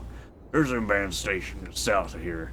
We'll catch a train from there. This should be passing through soon enough if my times are correct. Why is the station abandoned? Is that abandoned? Yep. Nothing left for anyone around here. Except the wilderness, but I suppose the station still has its use. Trains stop for water on occasions, and hunters use it for shelter during blizzards. Where are those trains going? Under the impression that there wasn't anything further north. Why would any trains be coming from that direction? The only way to get around the mountains is north, unless you plan on walking up some steep slopes and freezing to death. Trains go up past Black Lake and circle down south to the cities past Deville. More cities? Nobody mentioned anything to me about the places beyond the mountains. Most people don't know those places exist. They wander about in their little shanties and don't bother looking out the window to see what's beyond. They probably have a lot more important things to worry about. I imagine most people are concerned with making it through the winter, rather than wondering what's over those hills. Maybe, or perhaps they just lack the capacity to comprehend anything beyond their pitiful existence. Okay, hardly a well-thought-out conclusion. You lost me. Maybe I'm just too well-adjusted to comprehend your drivel. And you're no better than the rest of them.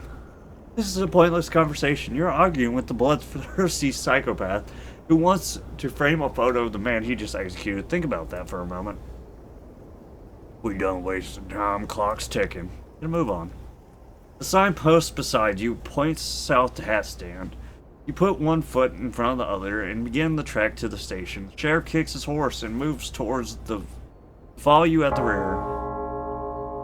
Part 3, City of the Refugee! It rhymes. Ha ha ha. There we go.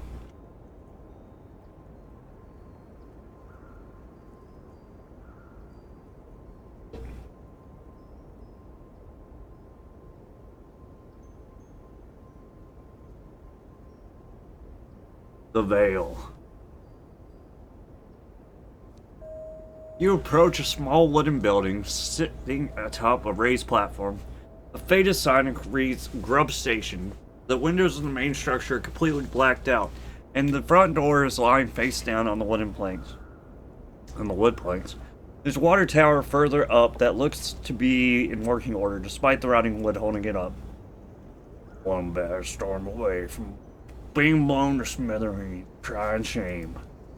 The station must have some significance to the sheriff. You follow him as he steps up onto the platform and looks down onto the rails. Tracks are fine at the very least. Back to the water tower. You step off the platform and head to the water tower. It looms over you, a monument to nothing. A metal pipe protrudes from beneath the tank and hangs out over the tracks. There's a steady drip of water forming a puddle in the dirt between the sleepers. There isn't anything particularly interesting about this water tower, you must admit. I do not admit. Really. It's just some wood holding up a tank full of water. You can see that anywhere in the world. I want to take it home with me. That's why you have a camera. Take a photograph if you love it so much. Excellent idea. As you sit on the leather case on the ground, you hear the scream of a woman. It came from inside the station. Investigate. You run across the platform and look through the doorway. No way. Did we wake you? Get away from me. Louise is in the back corner of the room, revolver pointed forward, a look of fear in her eyes. The sheriff stands in front of her with a smile on his face. Don't come any closer. He glances your way, but pays you no mind. I remember saying I'd put you down if I ever saw you again. Makes a step towards her. More step on and I'll freaking do it. Get away. Is that so? Takes another step forward. Luis pulls the trigger. Click. Gun is empty. Crap. It's at that moment the sheriff pulls his own gun, grips it by the barrel, and then hits Louise over the head with the handle. She drops to the ground instantly. Today's your day, little miss. Picks her and throws her over her shoulder, then walks out the door onto the platform. Get out here where I can see you. Outside. You begin to shake as you walk out onto the platform. The snowfall has gotten heavier. The sheriff has laid Luis's unconscious body down on the wooden boards and is pacing back and forth. What's he planning? You going to kill her? I haven't decided yet. He hasn't done anything wrong. You can't kill her. She hasn't done anything to you. Killing her would be murder. I don't call it murder. One less delinquent in the world isn't ever a bad thing. He's no better than the people he kills. You're just a tyrant who murders because it makes you feel powerful. Really, you're no better than those you murder. In a sane society, there's a justice system to deal with those delinquents you despise so much. Maybe that's how things go in the crap hole you come crawled in from. But around here, I decide what's right and wrong. You better get used to that fact. He doesn't like his authority to be questioned. Not one bit. Count your lucky stars, old man. I'm not known to be forgiven. That sounded like a threat. Because it was a threat. Time to keep your mouth shut and exercise those self-preservation skills. You lower your eyes to the ground where Louise lays. She's still out cold. The sheriff stands still and thinks for a moment, then pushes past you and crouches beside Louise's body. Made up my mind, little miss. Come with us on that train. I'll collect the bounty, and the boys in the hat stand can do the rest. Don't you worry. Your friend and I will be there to watch you hang. You'll look real pretty with your new head in the noose. I'm sure of it. Oh. Wait, how could he know about her bounty? How are you so sure she's actually a wanted criminal? Seems like all you've done is make an assumption. Word gets around even as far north as Coffin Town. I know who she was the second I laid eyes on her. Yet he let her go. You still let her walk away? I knew we'd meet again. He's omniscient. Great. Okay. You've run your mouth enough today. Train will be here in a couple of hours or so, and still in silence. One more question. Could you explain? Before you finish asking your question, Sheriff grabs you by the collar and slams you into the wall of the station office. One more word, and I'll rip your tongue out. He releases his grip, and then you fall to the ground. I'm going for a walk. You and your lady friend better be here when I'm back. He steps down onto the track and follows them north around a bend. His steed follows. Even the horse doesn't have time to spend with you, and at least Luis hasn't left yet.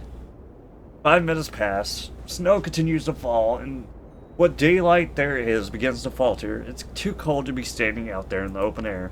Go inside. Good idea. Luis hasn't woken up yet, so maybe you should pull her inside as well. Drag her inside. You slide your arms under her shoulders and drag her backwards towards the door of the railway office. It's a rough ride over the misaligned planks, but Luis does not stir. A thought enters your mind. What if she isn't going to wake up?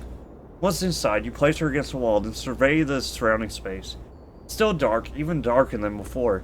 Now that the light of the day is disappearing, you shuffle toward the opposite wall, careful not to step on any nails.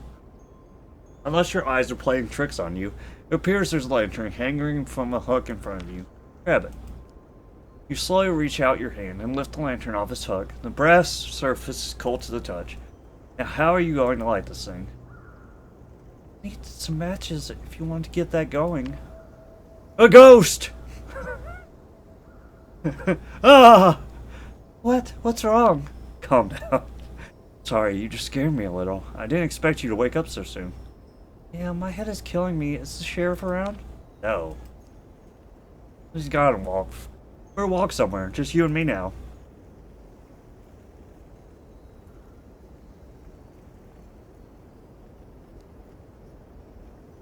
A look of bewilderment. Really? He hit me over the head with the gun? Does he think I won't run off? Explain the situation. Well, it's impossible to deduce what happens in the mind of a man like him, but there was mention of him taking you to hat stand and collecting your bounty. Luis turns and looks out the door. You do the same. The weather has turned well and truly sour. Well, it doesn't matter now. I'm not going anywhere in this blizzard, darn it. The wind produces a demonic howl. The railway office creaks and cracks under the stress. Hand me that lantern. You give her the lantern you are holding and watch as she strikes the match and lights the wick. The room is bathed in a warm orange glow. Well, it has oil in it. Lucky us. Where'd that match come from? How on earth did you get a match? There was an empty camp a few hours north of here that I came across yesterday. Did a bit of rummaging and found some supplies. Not sure who made that camp, but they hadn't been gone long. Lottie's camp? I think we may have taken the same path here. The sheriff and I went through there earlier today. It was Lottie's gang's camp. Lottie? Crap, they're not around here, are they? Just tell her what happened at the hot springs. No, they're not around anymore. The sheriff took care of that with a bullet. I see. Well, I'm glad you're still alive. Honestly, I didn't have much hope that you'd make it. Ye of little faith. I'm a survivor. Don't underestimate me. Maybe the sheriff enjoys your company. How nice. Why are you even at the station in the first place? Nobody ever comes around here. Explain. The sheriff wants to frame a portrait of Lottie that I captured on the way here. He's taking me to Hat Stand on a train so I can develop it there. That train should be here within the next hour or so if the sheriff is to be believed. Someone appreciates your photography skills. Too bad it's the sheriff. Her turn to explain what she's doing here. Now tell me why you're here. I'll be honest, I never in a million years expected to see you again. Excuse me. After I left you at Coffin Town, followed the river east for a little while, then branched off back to the path. That was how I ended up at Lottie's camp. I was planning on going even farther north, past Black Lake, but the weather took a turn for the worst, and I had no other option but to head south again. I didn't know where I was going. I just needed a roof over my head. That's how I got here. Desperate times indeed. By the way, I'm sorry for what happened back there, Coffin Town. You might think I abandoned you, but I did what I had to. It was either leave or die. I chose the former. Putting it like that makes the sting slightly less. I don't expect you to forgive me, considering all the crap I put you through, though. Excuse me. You forget. Oh, God. You forgive her. You're in a bad situation. You did what you had to do. Can't blame you for that. Well, thanks. No problem. He looks at the ground, then back at you.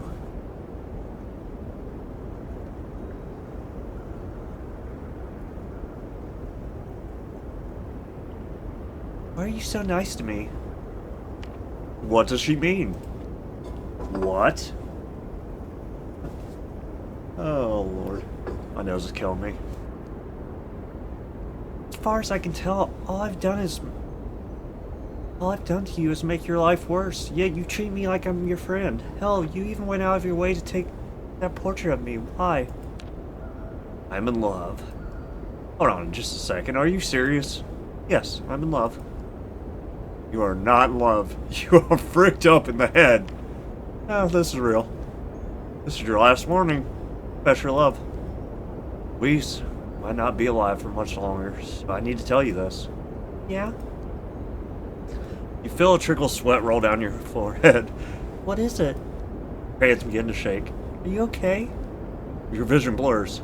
Sam? Say the words. Louise, I think I'm in love with you.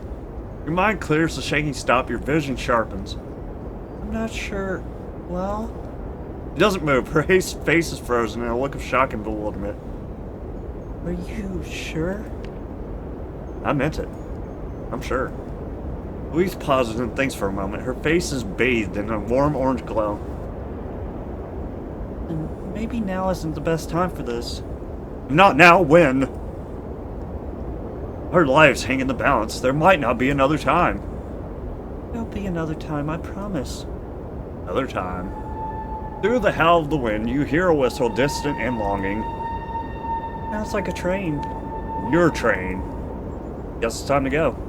You walk out the front door into the torrential wind and stagger over the edge of the platform. Around the bend to the north, the light pierces through the tempest.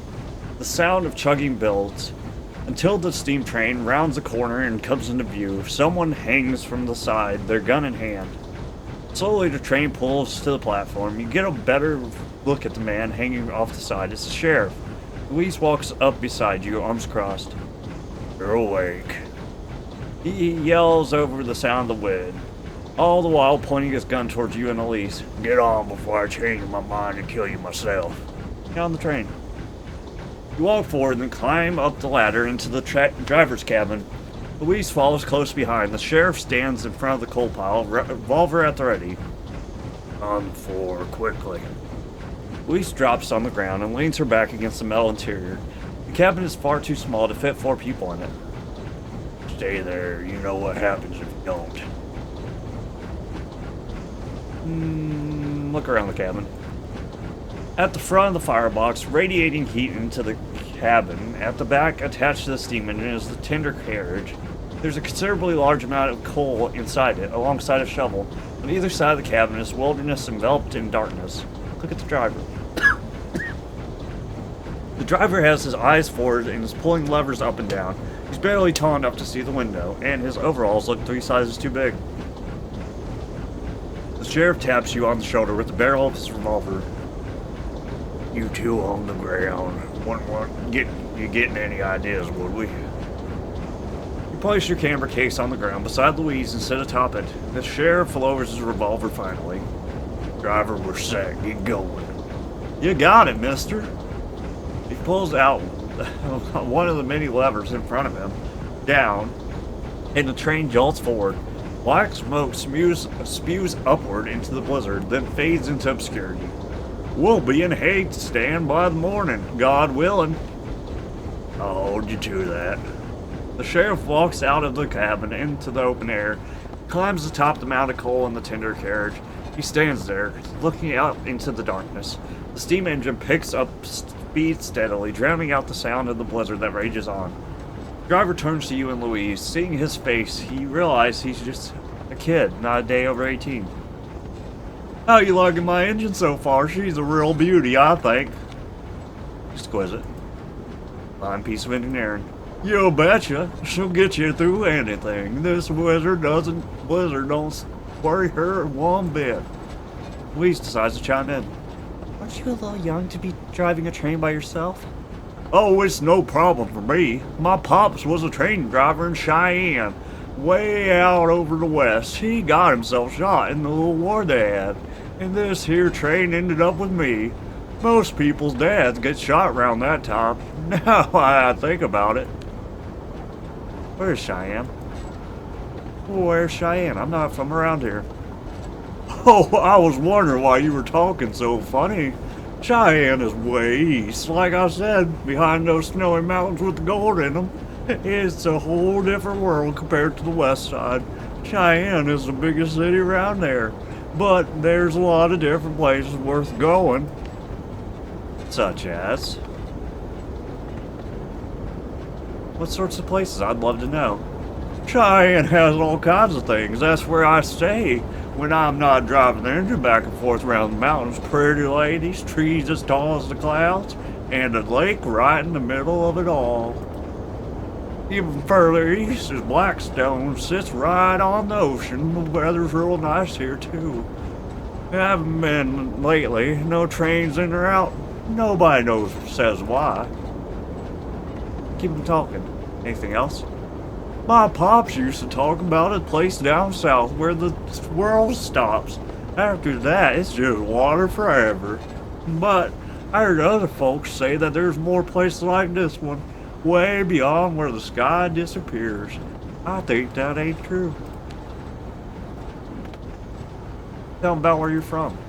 No, they're right. I'm from way beyond, a little island past the horizon.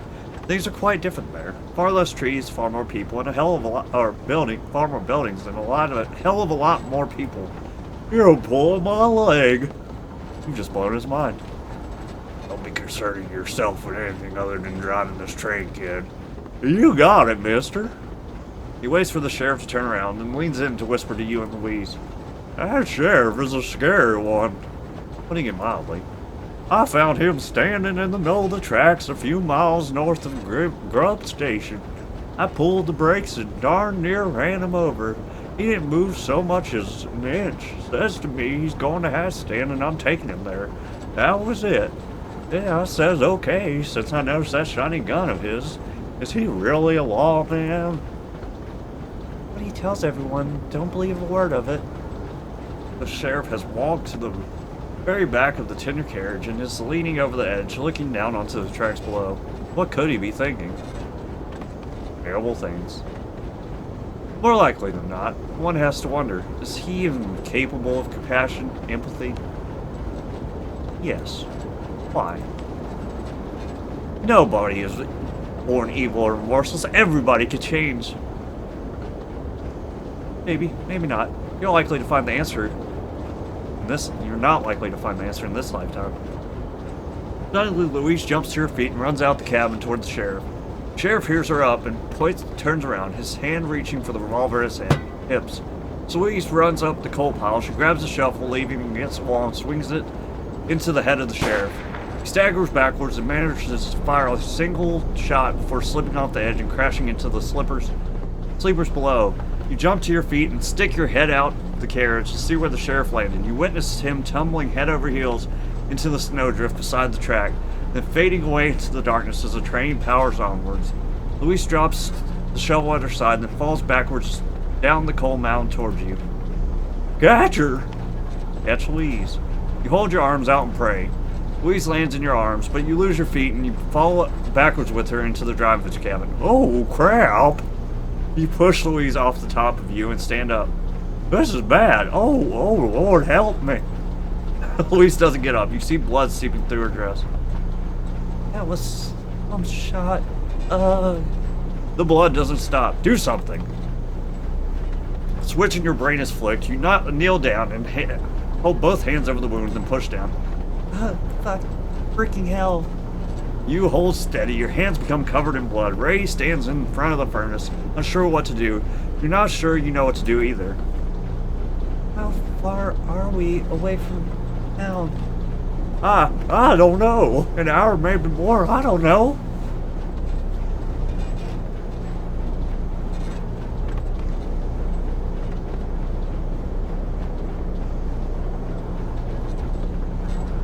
He turns back to his set of levers and pushes one forward. The train shudders as it gathers more speed. Just keep the pressure up and I'll be fine. You press down and don't let up. The steam engine charges through the blizzard and time becomes a blur. Louise loses strength to speak, so you sit there in silence. Some indeterminate amount of time passes, and the blood keeps pouring. Through the haze of the blizzard, you see the glow of the great light rising from the west. We're almost at Hatstand, 5 minutes at most. Louise has all but passed out. The only signs of life left is her periodic inhales and exhales. 5 minutes pass, the blizzard lets up. You lean your head out the side of the train and see the train out of Hatstand getting closer and closer. Ray pulls on the brakes and the train jolts, the wheels screeching in pain as they slide along the tracks into the station. We're here. There's a doctor in the main street. We need to go quickly.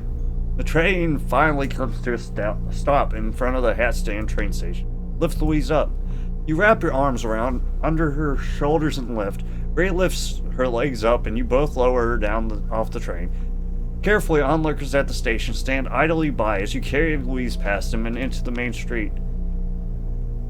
No time for talking, just go. Carry Louise down the main street aimlessly. Nobody stops to help, and halfway down you look at your right and see a building with the word doctor painted on the front wall. Go, go, go. Louise is still breathing. You head into the office, toward the office. Oh, we made it.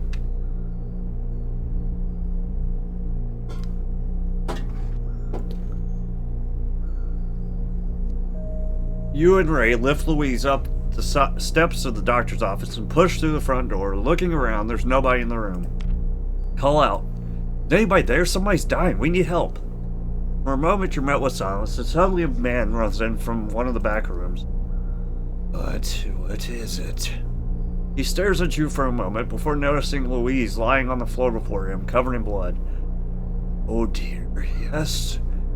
Yes, okay. Help me lift her into the back quickly. Lift her up. The doctor grabs Louise's legs, and you grab her shoulders. Then you lift toward one of the doors on the back wall. Here, hurry up! You shuffle into the small room with a wooden table in the center and the various medical devices and concoctions lining the walls. Up! Lift her up! Lift! You and the doctor lift Louise up and lay her down on the operating table. Ray stands in the doorway, chewing his nails. Eliza, get in here! Short, curly-haired woman runs into the room from a doorway opposite of you. Help me out here, please! Eliza runs around the room, pulling open drawers and gathering various items. You stand there frozen, entirely out of place. You two out. I don't need you in here. I'll come back tomorrow morning and check on her. Until then, I need some space. You gonna live or not? Get out of this. Get out of here.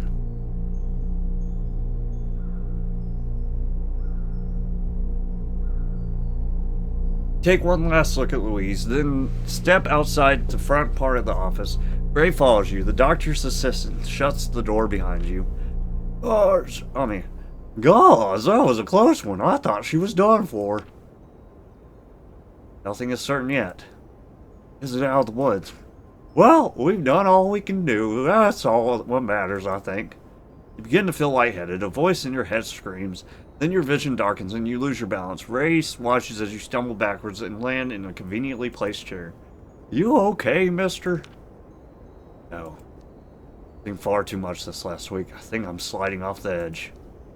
All you need is a good feed. Don't worry, we'll get you sorted soon enough.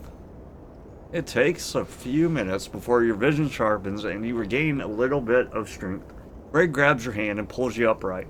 Good. What are we doing now? They're going to be following you from now on. What business do you have in town? I got some shipment of rifles to collect and load onto the train. Then I'm taking them all the way back to Cheyenne, but that ain't for another day. So, I don't have anywhere to be. Mind if I tag along with you? Sure. Yeah, you can come along. Maybe you'll be able to keep me out of trouble. Oh, that's dandy. Usually people just try and avoid. Dude ranch nurse, leave Louise at the doctor's. Me on account of the fact I talk a lot. Beats talking to the sheriff, you think?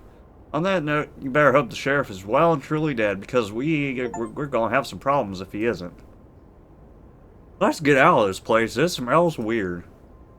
Ray walks out the front door into the main street of hat stands. You follow and take the opportunity to get your bearings. Look to the east. Looking east, you see a wooden bridge crossing a small river and the train station beyond it.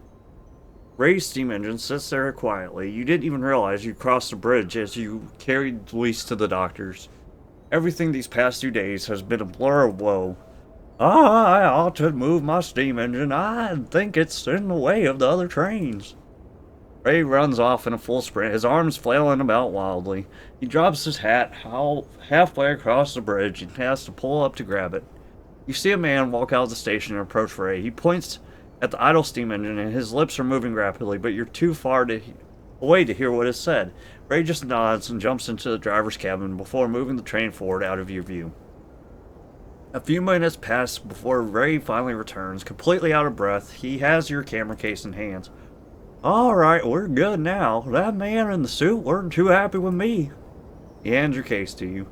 Thought you might need this for taking photos and the like. Look to the west. West is the rest of town. At the very end is a saloon, much larger than the one you saw in Cascade. The sign on the roof reads Lady Green's. The whole building is painted in a deep shade green, entirely distinct from the brown tones dominating the rest of the town. I usually just sleep in my train, but if you want a proper bed, you can go and stay there for the night. Noted. Opposite the saloon is the stables, judging by the row of horses hitched out in front. Even further west is the vale, looming down over the town. I think there's a gold mine down way up there in the mountains. I forget the name. I've seen the boats that come in through there, though the guards they have are armed to the teeth. You look east towards the river and witness the first brick building you've encountered on this continent. What's in there? The brick building over by the river looks important. You know what that's for? I think they keep the gold in there before it gets shipped further down the big river. Best to steer clear unless you're planning on getting shot at. Seen enough guns on this trip. Steer clear you will. Time to go. Alright, let's go. I need to take some photographs. Yay, photo time.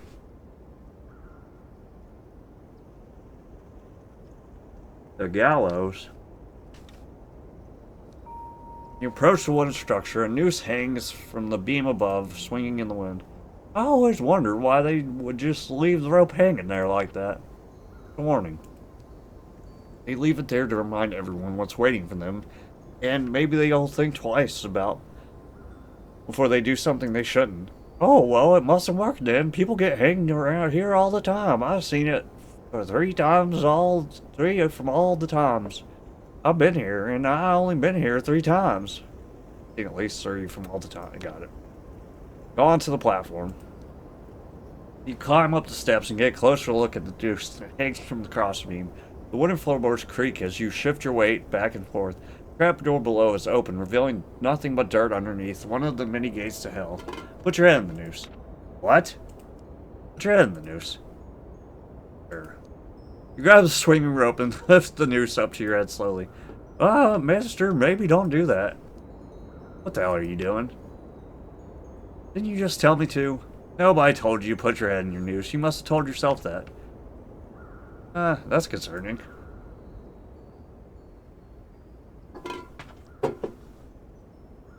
Yes, it is. Maybe you should get away from here. You let go of the noose and step down from the platform. Ray waits with a concerned look on his face. You had me scared for a second. Scaring the children. Pull yourself together. Apologize. Sorry, not sure what happened there. Ray just nods slowly. Time to leave this place. You turn back to the main street and walk away from the gallows. Before you stands an unremarkable structure. The wooden planks were blue upon a time, but the paint has faded or been stripped off.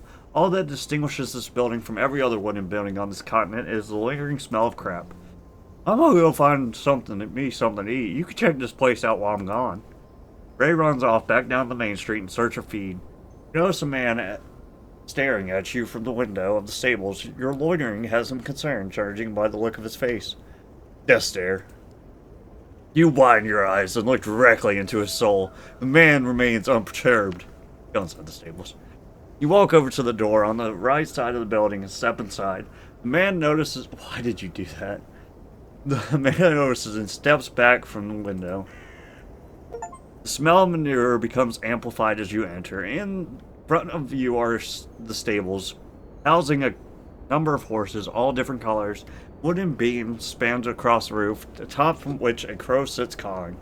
The window man approaches you from a room to your left. What is it you want? Give me a horse. Have one of those horses here? How much you paying? You have no money, remember? Try to bargain. I have no money. Give me your best offer and I'll consider it. I ain't got nothing to offer free. These horses in the stable is a valuable asset, you see? I won't be giving them out for no money. A hardy businessman. Your bargaining skills are no match. So if you ain't buying a horse, what reason do you have being in here? Ask some questions about things.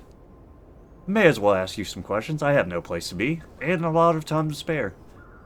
Okay, ask away, but only one. I got things to do. One question. This is gonna be tough. What's the deal with the saloon across the road? I saw a big building that looks like a saloon across the road from here. What's going on there? Didn't think there was much of a customer base here to keep a place that big running. Most of the people ain't locals. They're from big river folk. They'll travel miles to get to Lady Green's because there ain't any other place like it. What do they do that's so special? What goes on that makes it different from any other saloon? Aha! We got more than one question. Lots of screwing, day and night. There's a man there or woman there for everyone. So says Lady Green. I ain't never really been myself. Nothing cheap in that establishment. Can you rent a room without the screwing part? I need somewhere to stay tonight. Could I rent a room there? I don't need all of the other services, just a bed. You can. It'll cost you something wicked, though. You don't have any money. Maybe a little persuasion is in order. Right, I've answered your question. I got things to do now, so get going. Leave. I'll be seeing you then. Thanks for answering my question. The man gives you a nod. You turn around and head to the front door, dodging the horse crap littering the floor. Ray waits for you as you exit the front door into the cool winter air. Get this into you. Got it from the bakery up the other side of the town. He throws you a mango. They're rare. You can't grow these anywhere except Blackstone. I don't know the lady in the bakery got her hands on it. Bite into it and savor the taste. It's delicious. You beat it. Take another bite and give a thumbs up to Ray. There are no needs for words. No problem. I think we should go have a look at Lady Green's over there. See if you can get a room. Go. You nod. Ray leads the way, walking across the street to the massive saloon. But what about the doctor? Darkness creeps into the world once more as the sun falls behind the veil. The saloon before you stands tall and proud. The man staggers to the front doors with a bottle in his hand, then trips down the stairs and falls face first into the mud. Leave him. He'll be fine. You make your way around the mud man and head up the steps to Lady Green's, Ray following close behind.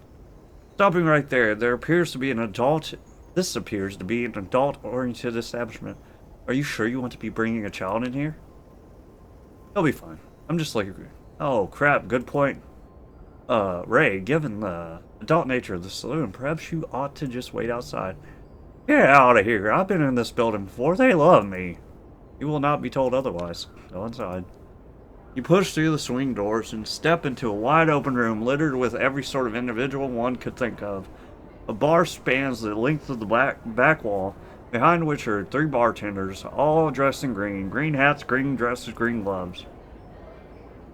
A grand staircase leads to the upper level. Men in suits hang over the railing, smoking cigars and keeping watch over the patrons below. In the center of the room are numerous tables facilitating all sorts of gambling. You watch one man throw his deck of cards back on the table and storm out into a back room. You pass by a woman in front of the bar, midway through swallowing the entire shot glass. The crowd cheers her on as she performs the routine. Quite the place, ain't it? You catch the eye of a mysterious woman leaning against the back wall. She gives you a nod and then walks your way, weaving through the sea of drunkards and gamblers blocking the path. Ray leans to you and whispers, "He's the boss." The woman now stands before you. Her eyes dart up and down as she looks you over. I haven't seen you before. Tell me why that is. Before you can answer, Ray butts in. Him and me just got it here this morning. We left. His lady friend at Isaac's says she got shot by some crazy sheriff. It's a long story, miss. I think I've told you multiple times that I don't want you in here, Ray.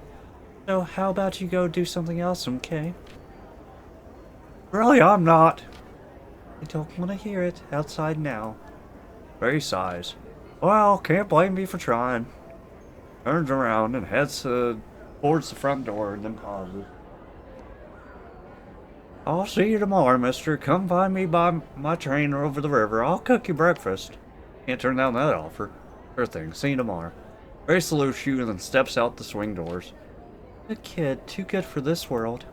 He looks you over once again. Hope you don't mind me saying, but you look terrible. Just terrible. A bath would be nice. Well, I'm here. I need to get myself cleaned up, and I thought this would be the place. You're in luck then. You can rent a bed for the night if you like. Every room has a bath. Rent, no money, remember? Bargain. Bad news. I'm short on money at the moment. Could you just let me stay in the room and I'll pay tomorrow? Lady Green narrows her eyes and purses her lips. It's impossible to tell what she's thinking. As she stands there motionless, a man stumbles past you and knocks your camera case from your grasp. Lady Green raises her hand into the air and snaps her fingers. Two suits run down the staircase towards the man that knocked you, grab him by his collar, then throw him out into the front door. He screams in pain as he hits the wooden planks. Tough security. Those men in the suits, your security? Dangerous business. I always make sure my workers and patrons are safe. He looks down to the case lying beside you. What have you got there? Nope, no way. She's not getting my camera. It's my camera. Before you ask, no, I'm not going to pay you with it. Camera.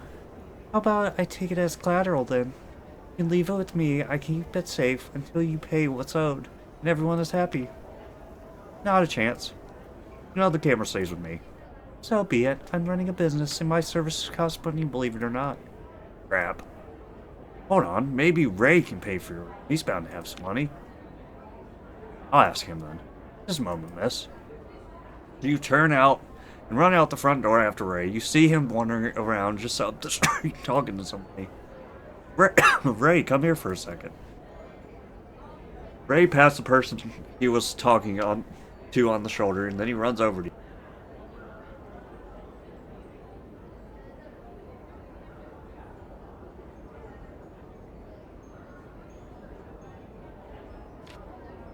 What do you need? Give me money, child. I need some money to pay for a room. Could you give me some? Why didn't you ask me, sir, earlier? Oh, of course I'll give you money. Money. Oh, hell yeah. Let's go, Ray. He pulls a wad of cash from his pocket and places it in your hands. Keep the lot. I don't need it. Where'd you get all this money? I expect you to have so much cash. I got given it when my pops died. I got no clue as how why he had so much just lying around. But I'm not one to ask questions. I don't actually need it though.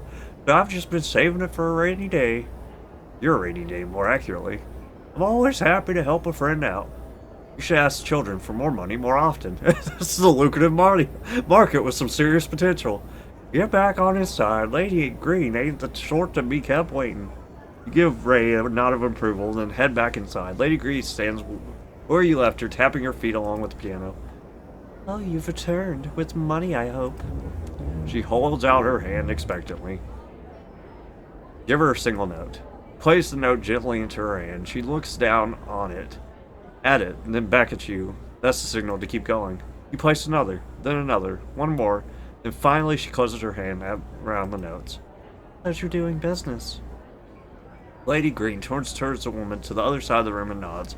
The woman promptly heads up the staircase and into a hallway out of sight. Your room will be ready in no time. With a bath? There'll be a bath waiting for me, right? Yes, don't worry. Praise the Lord. Now it's time to wait. You stand and listen to the piano playing in the background. You've not heard the notes before, yet they sound oddly familiar. It reminds you something, a distant memory now slipping away. Hold on to it.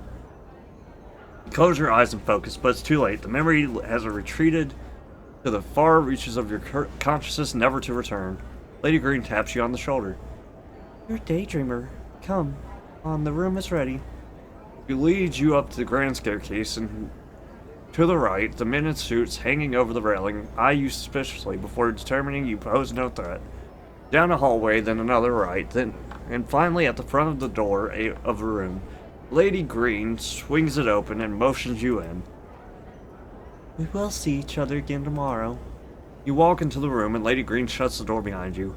Like everything else in the saloon, the room is green, two windows covered by green curtains, a bed in the center, and a huge tub filled with steaming water by the back wall. All in all, pretty dang good. Take a bath. Look out the window. I'm dying. You walk over to the windows and peek your head beyond the curtains. The window looks down on the main street. There is no activity beyond a few lawmen patrolling on horses. The man in the mud you passed on your way in has disappeared. You look further up toward Ray's steam engine. It's too dark to see anything that far away, so you close the curtain and step back, take a bath. You undress and place your things on the floor beside the tub. Stepping in reveals it's slightly too hot, but you don't care. Down you slide into the warm embrace of the water. You sit there motionless and thoughtless. It doesn't take long for the water to turn into a sickly mixture of blood and dirt. 15 minutes pass and the water has gone cold. You drag yourself out of the tub and get dressed. Time to find some food. You walk over to the door and open it. To your surprise, there's a plate of food just sitting there at your feet, a bowl of soup and bread. You pick the plate up and sit it on the table beside the bed. There's a note on the side. It reads, "One is on the house. Free food. Frick yeah." You vacuum up the soup, then the bread. There is no time to consider the qualities of the meal. Once the meal is finished, you place the plate outside the front door, then walk back and sit on the side of the bed. You sense the beginnings of a terrible headache forming in your skull. Best to get to sleep before it eventuates. Go to sleep. You lift yourself onto the pillow and lower your head into the pillow. Head onto the pillow. You lift yourself up onto the bed and lower your head into the pillow. Eyes closed, breathing steady. Is it just you, or is it really hot in this room? And gone. No thoughts, no nothing. Images begin forming. Things that don't quite add up. Thoughts that only the subconscious could conjure. Uh-oh, we're in space. You're standing on a beach. To either side of you, the sand extends as far as the eye can see. Turning around, you see 5-story tall dunes blocking your exit. A crowd of people standing at the top, pointing out to the horizon. Wind blows in from the sea, carrying voices of men, women, and children calling your name. Where are you? Why did you leave? I want to be awake now. Don't answer. The voices fade to a whisper, then dissolve into the breeze. The stars in the sky above shift and morph. The beach falls from your feet, and you drift away into the void. Then the world forms, and you're standing on a platform of a train station. All around you, people are waiting, but you can't see their faces. Beyond the platform is the vast expanse of the universe. Little droplets of milk splatters the canvas, blinking and shimmering. Jump back in. You take one last look at the void that awaits you, then step off the platform and dive into the stars. You fall for an eternity, shimmers of light flying past at impossible speeds. It is completely silent, save for your breathing and the beating of a heart. The world turns gray once more, and you land in a pool of water. Looking up, you see a forest and horses. Surrounding you in the water are bodies, face down dead. The water turns red, and your skin begins to burn. You scream, but there is no sound. 2 hands grab you and pull you out of the blood and onto the snowy ground. Then the hands wrap themselves around your neck and crush your windpipe. Submit. You accept your fate in this cruel world and let the light die. Then the hands light up and disappear. A man stands over your half-dead body, a sinister grin on his awful face. It's me. Burn in hell. Go back to hell and leave me be. Seems like you don't understand the situation. He fades into the mist. You're on your knees. You feel the cold barrel of the gun sticking to your temple. Camera ready. You look up and see a camera on a tripod pointing at you. Behind it stands you. On the either side of you is Weber and the sheriff. You try to break free but cannot move. The you behind the camera takes the cap of the lens off and waits. Catch his eye, he catches yours. Help me. Please. 10 seconds pass. Done. Done. Sweet dreams. Bang. You awake covered in sweat. Sunlight seeps into the room from a gap in the curtains. You hear voices in the street below the window. Get up. You slide off the side of the bed and collect your thoughts. The commotion in the street slowly fades away as though the source of the noise moves somewhere else. Before you can look out the window to find out what's happening, the door bursts open. Sleep well? How? Come on, we're going to the show. His face is covered in bruises and scars, but beyond that, he seems entirely uninjured. I wasn't done with you. I got plans, remember?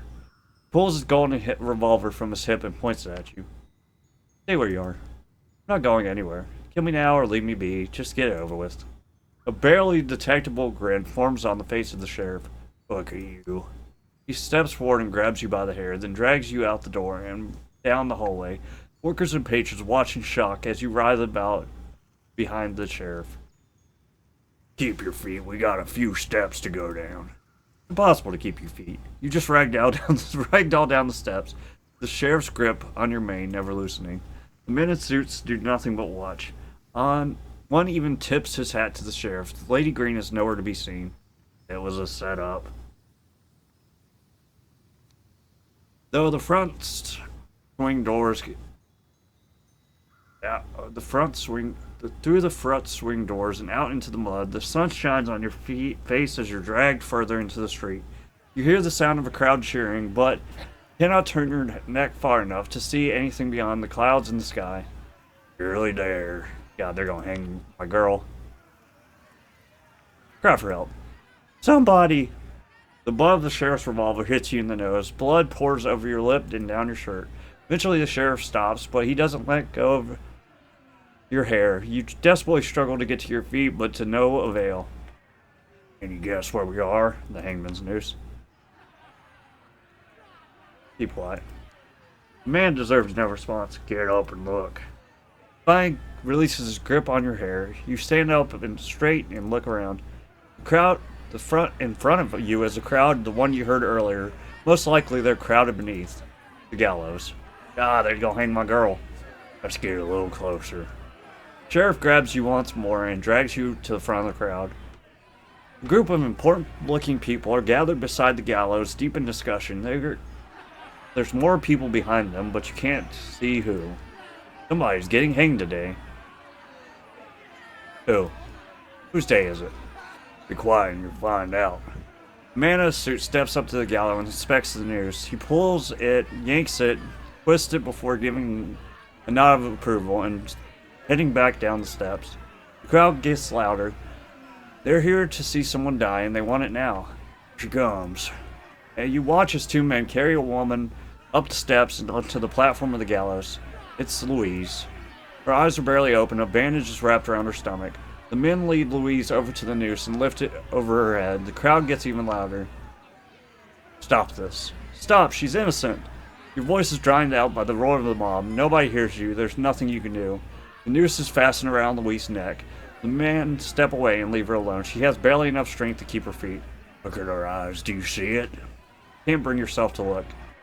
Fire's gone out. It's... He pauses to find an adequate descriptor. Beautiful. A man at the side of the gallows stands ready to pull the switch. Another counts down from 10. 10. 9. 8. Time stops. The world is silent. Louise looks down and your eyes meet. And my promise, remember? What's happening? Is this real? Better than me. You deserve more. I'm nothing. Worthless. I don't deserve a thing. Louise smiles and closes her eyes for the last time. 7. 6. 5. Oh my god. I hope it's a dream. This sucks.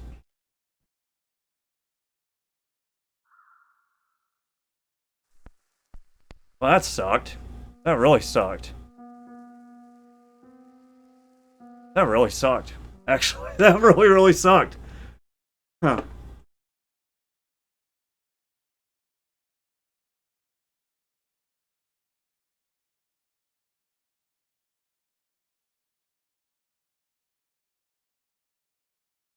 Is there a way to save her? Doubt it. We didn't get the last 2 achievements. And there's no way to continue, you have to play all the way over? Dang, that sucks, dude. Is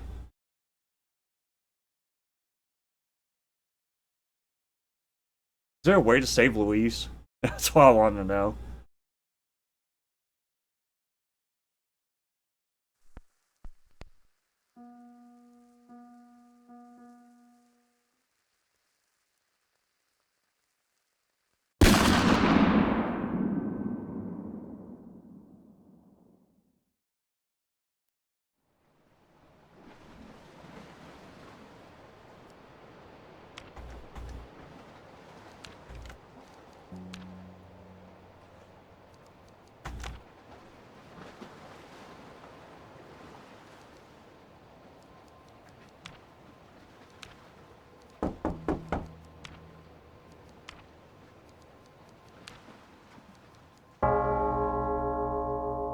Yep, that sucked.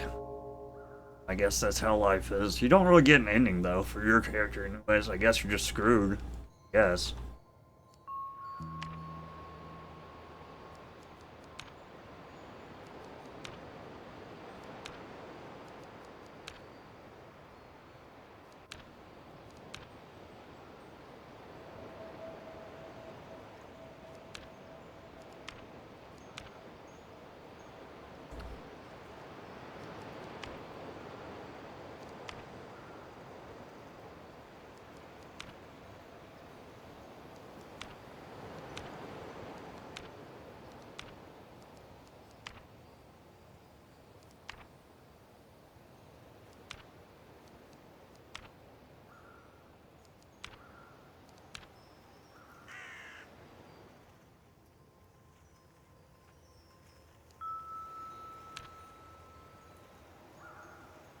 Give him a smile, blah blah blah.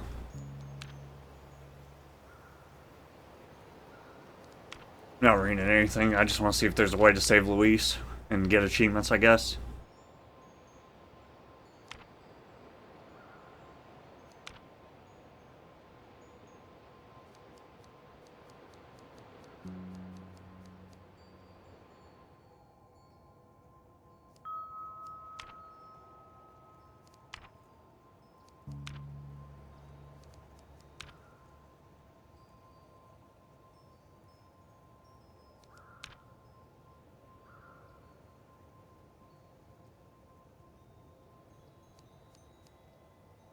None of this matters. He makes a broad gesture.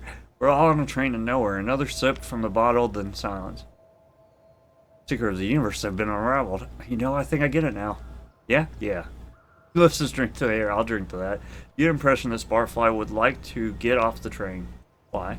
Something terrible has happened to him, or was it something he did? The man takes one final swig from the bottle before slamming it onto the bar. It shatters in his hand. Mother fricker. His hand is covered in blood. It drips onto the floor beneath him. What the? Call to the barman. Barman, I think we need some bandages over here. The barman doesn't so much as turn to face you. He's still cleaning the glass. Don't worry about me. I stopped filling these 3 drinks ago. Slips the bloody hand into his pocket. You see a red stain seeping through the fabric. You've seen, hang around. It's time for a story, a good story. You've made the decision to stay. No backing out now. When I was, let's say, 20, I went to the city. At the time, I worked on a ranch just a few miles out. He zones out for a moment.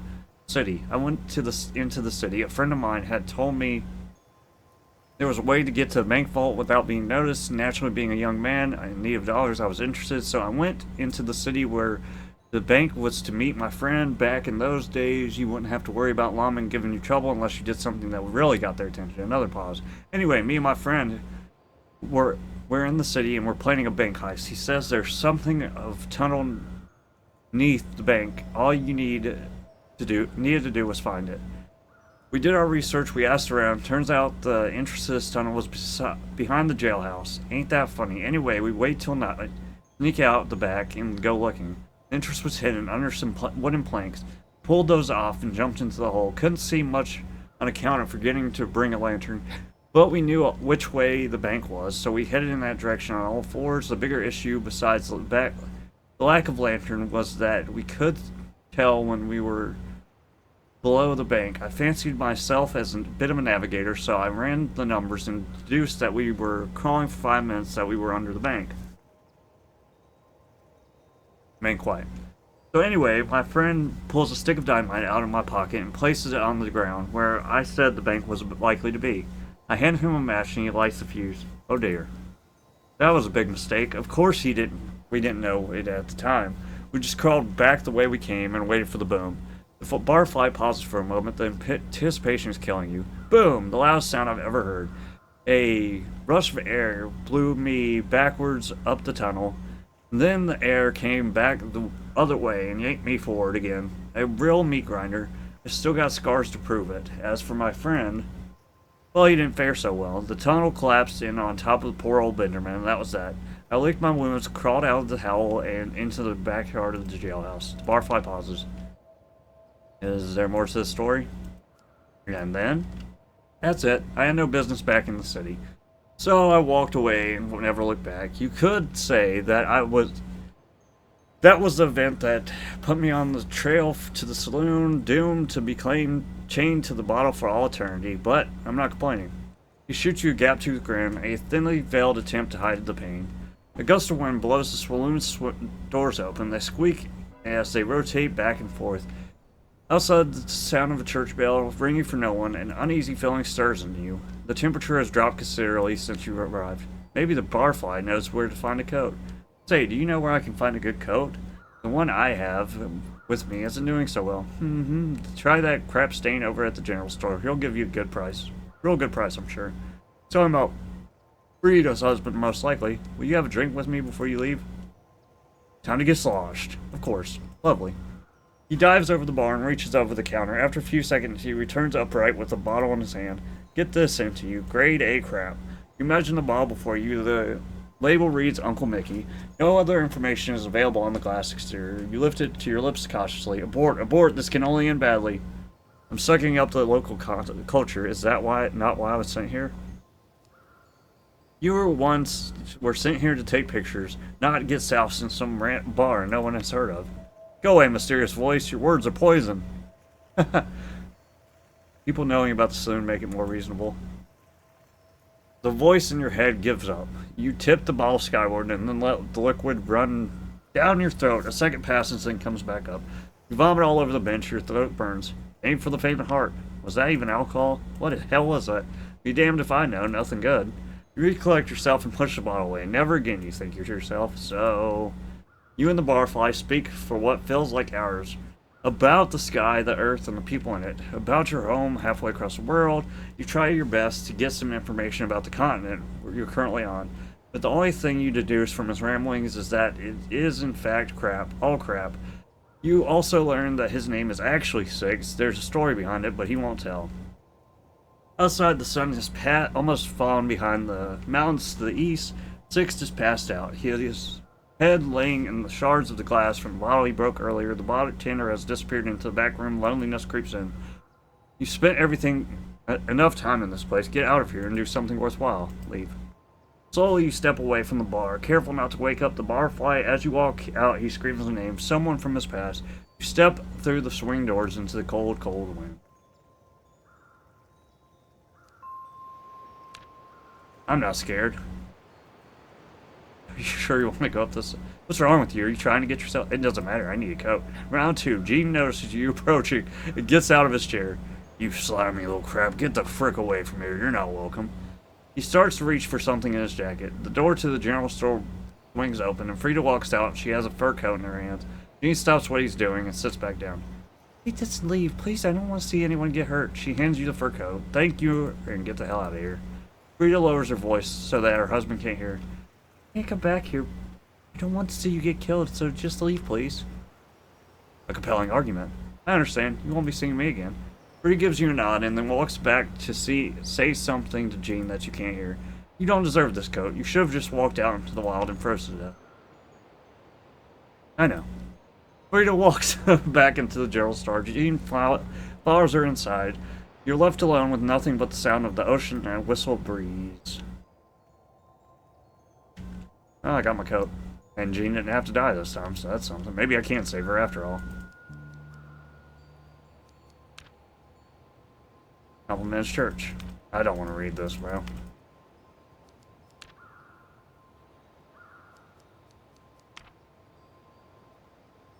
The church is not a business. It is a house of God. Blah, blah, blah. Gene and Frida stop by regularly. Gene knows the church. That can't be right. See if he knows the barfly. Did that man from the saloon come by at all? I presume you're referring to Six. He came once, although it was in the dead of night. I woke up to the sound of yelling and found him sprawled over the pews weeping. I will admit to being slightly out of my element, so I refrained from speaking to him at the time. All I could really do was sit and wait. After a while, he got up, thanked me, and then left. Shouldn't a priest help people like him? Why haven't you tried helping him? He clearly needs it.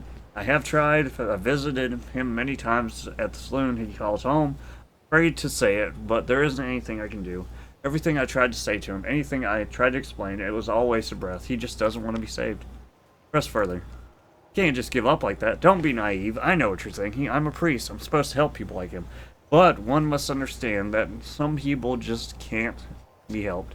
They resign themselves to their despair, and when you reach that point, all hope is lost. All hope is lost. You never expected to hear those words from a priest. I like that if we ended this line of conversation. It's not befitting a man in my position to be saying such things. You nod in agreement. Is there anything else I can help you with besides gossiping about the inhabitants of town? Get some advice. I'll be leaving town soon. Do you have any advice before I leave? I'd recommend staying close to the beaten path. A lot of this land is still uncharted, and no one's coming to look for you if you go missing. Which direction are you planning on going? South. South. Hopefully it's warmer down there. Only slightly. Big rivers in that direction. It's the largest town around these parts, and I'm sure you'll meet plenty of people worth speaking to. Just make sure to be wary. Big towns attract all sorts of people. The sort you do well to avoid. What else? Anything else in that direction? Just the ocean. You head east from Big River, you'll get to Prospect Lake. You're likely to find a few miners hanging around there, but that's about it. Everyone else went to Last Hope in the mountains. I've heard that's where the real gold is. I can't say I'm interested in such base pursuits, but if you are, then Last Hope is the place to be. You aren't here for gold, you're here to take pictures. What about pictures of gold? That might work. Anything else I can help you with? Mind producing no further questions. Go with God. God is not with me. Oh, hell.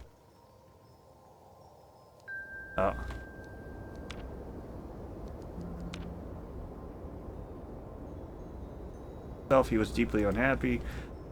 Tell him to come back to Hatstan. We'll be waiting with open arms. Sure. Yeah, I'll see him. Now, as much as I like to keep chatting, I got some work to be doing. You ought to leave now, but come back some other time and we can talk as much as you like. Seeing you then. Got it from bakery, mango. Thank him.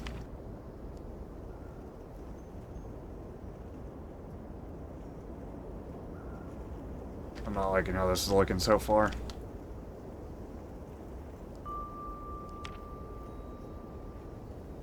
Help him up.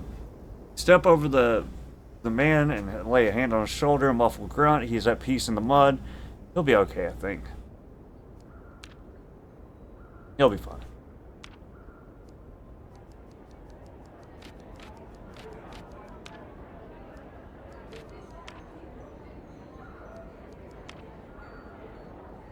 Hey.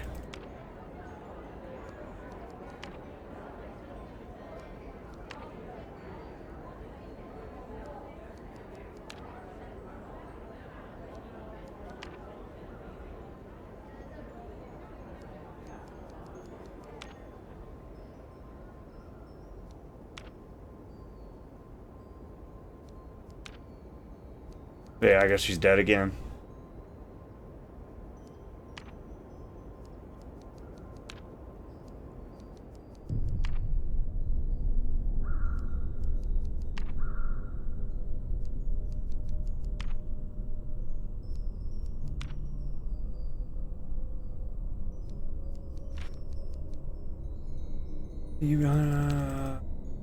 Dang it.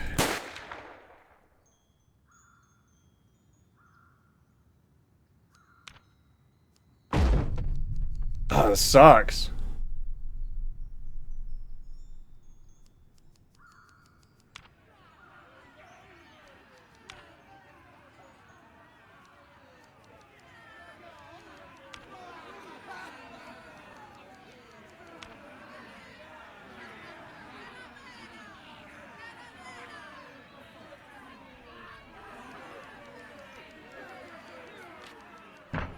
Well, that sucked. Okay, well, you might just be screwed. I don't know if there's a way to do it or not, but I'm not gonna try anymore. I'm really sad by that ending. I guess that's how life goes, though. I still like the game. I think the art's really cool on the pictures and whatnot. I think that sucks, though. I didn't like the ending. But it is what it is. Maybe there's a way to save. I didn't see an achievement for it, though, so probably not. Sucks. Surprised I didn't get an achievement for that one. But, alright guys, thanks for watching as always. Hope you enjoyed the video.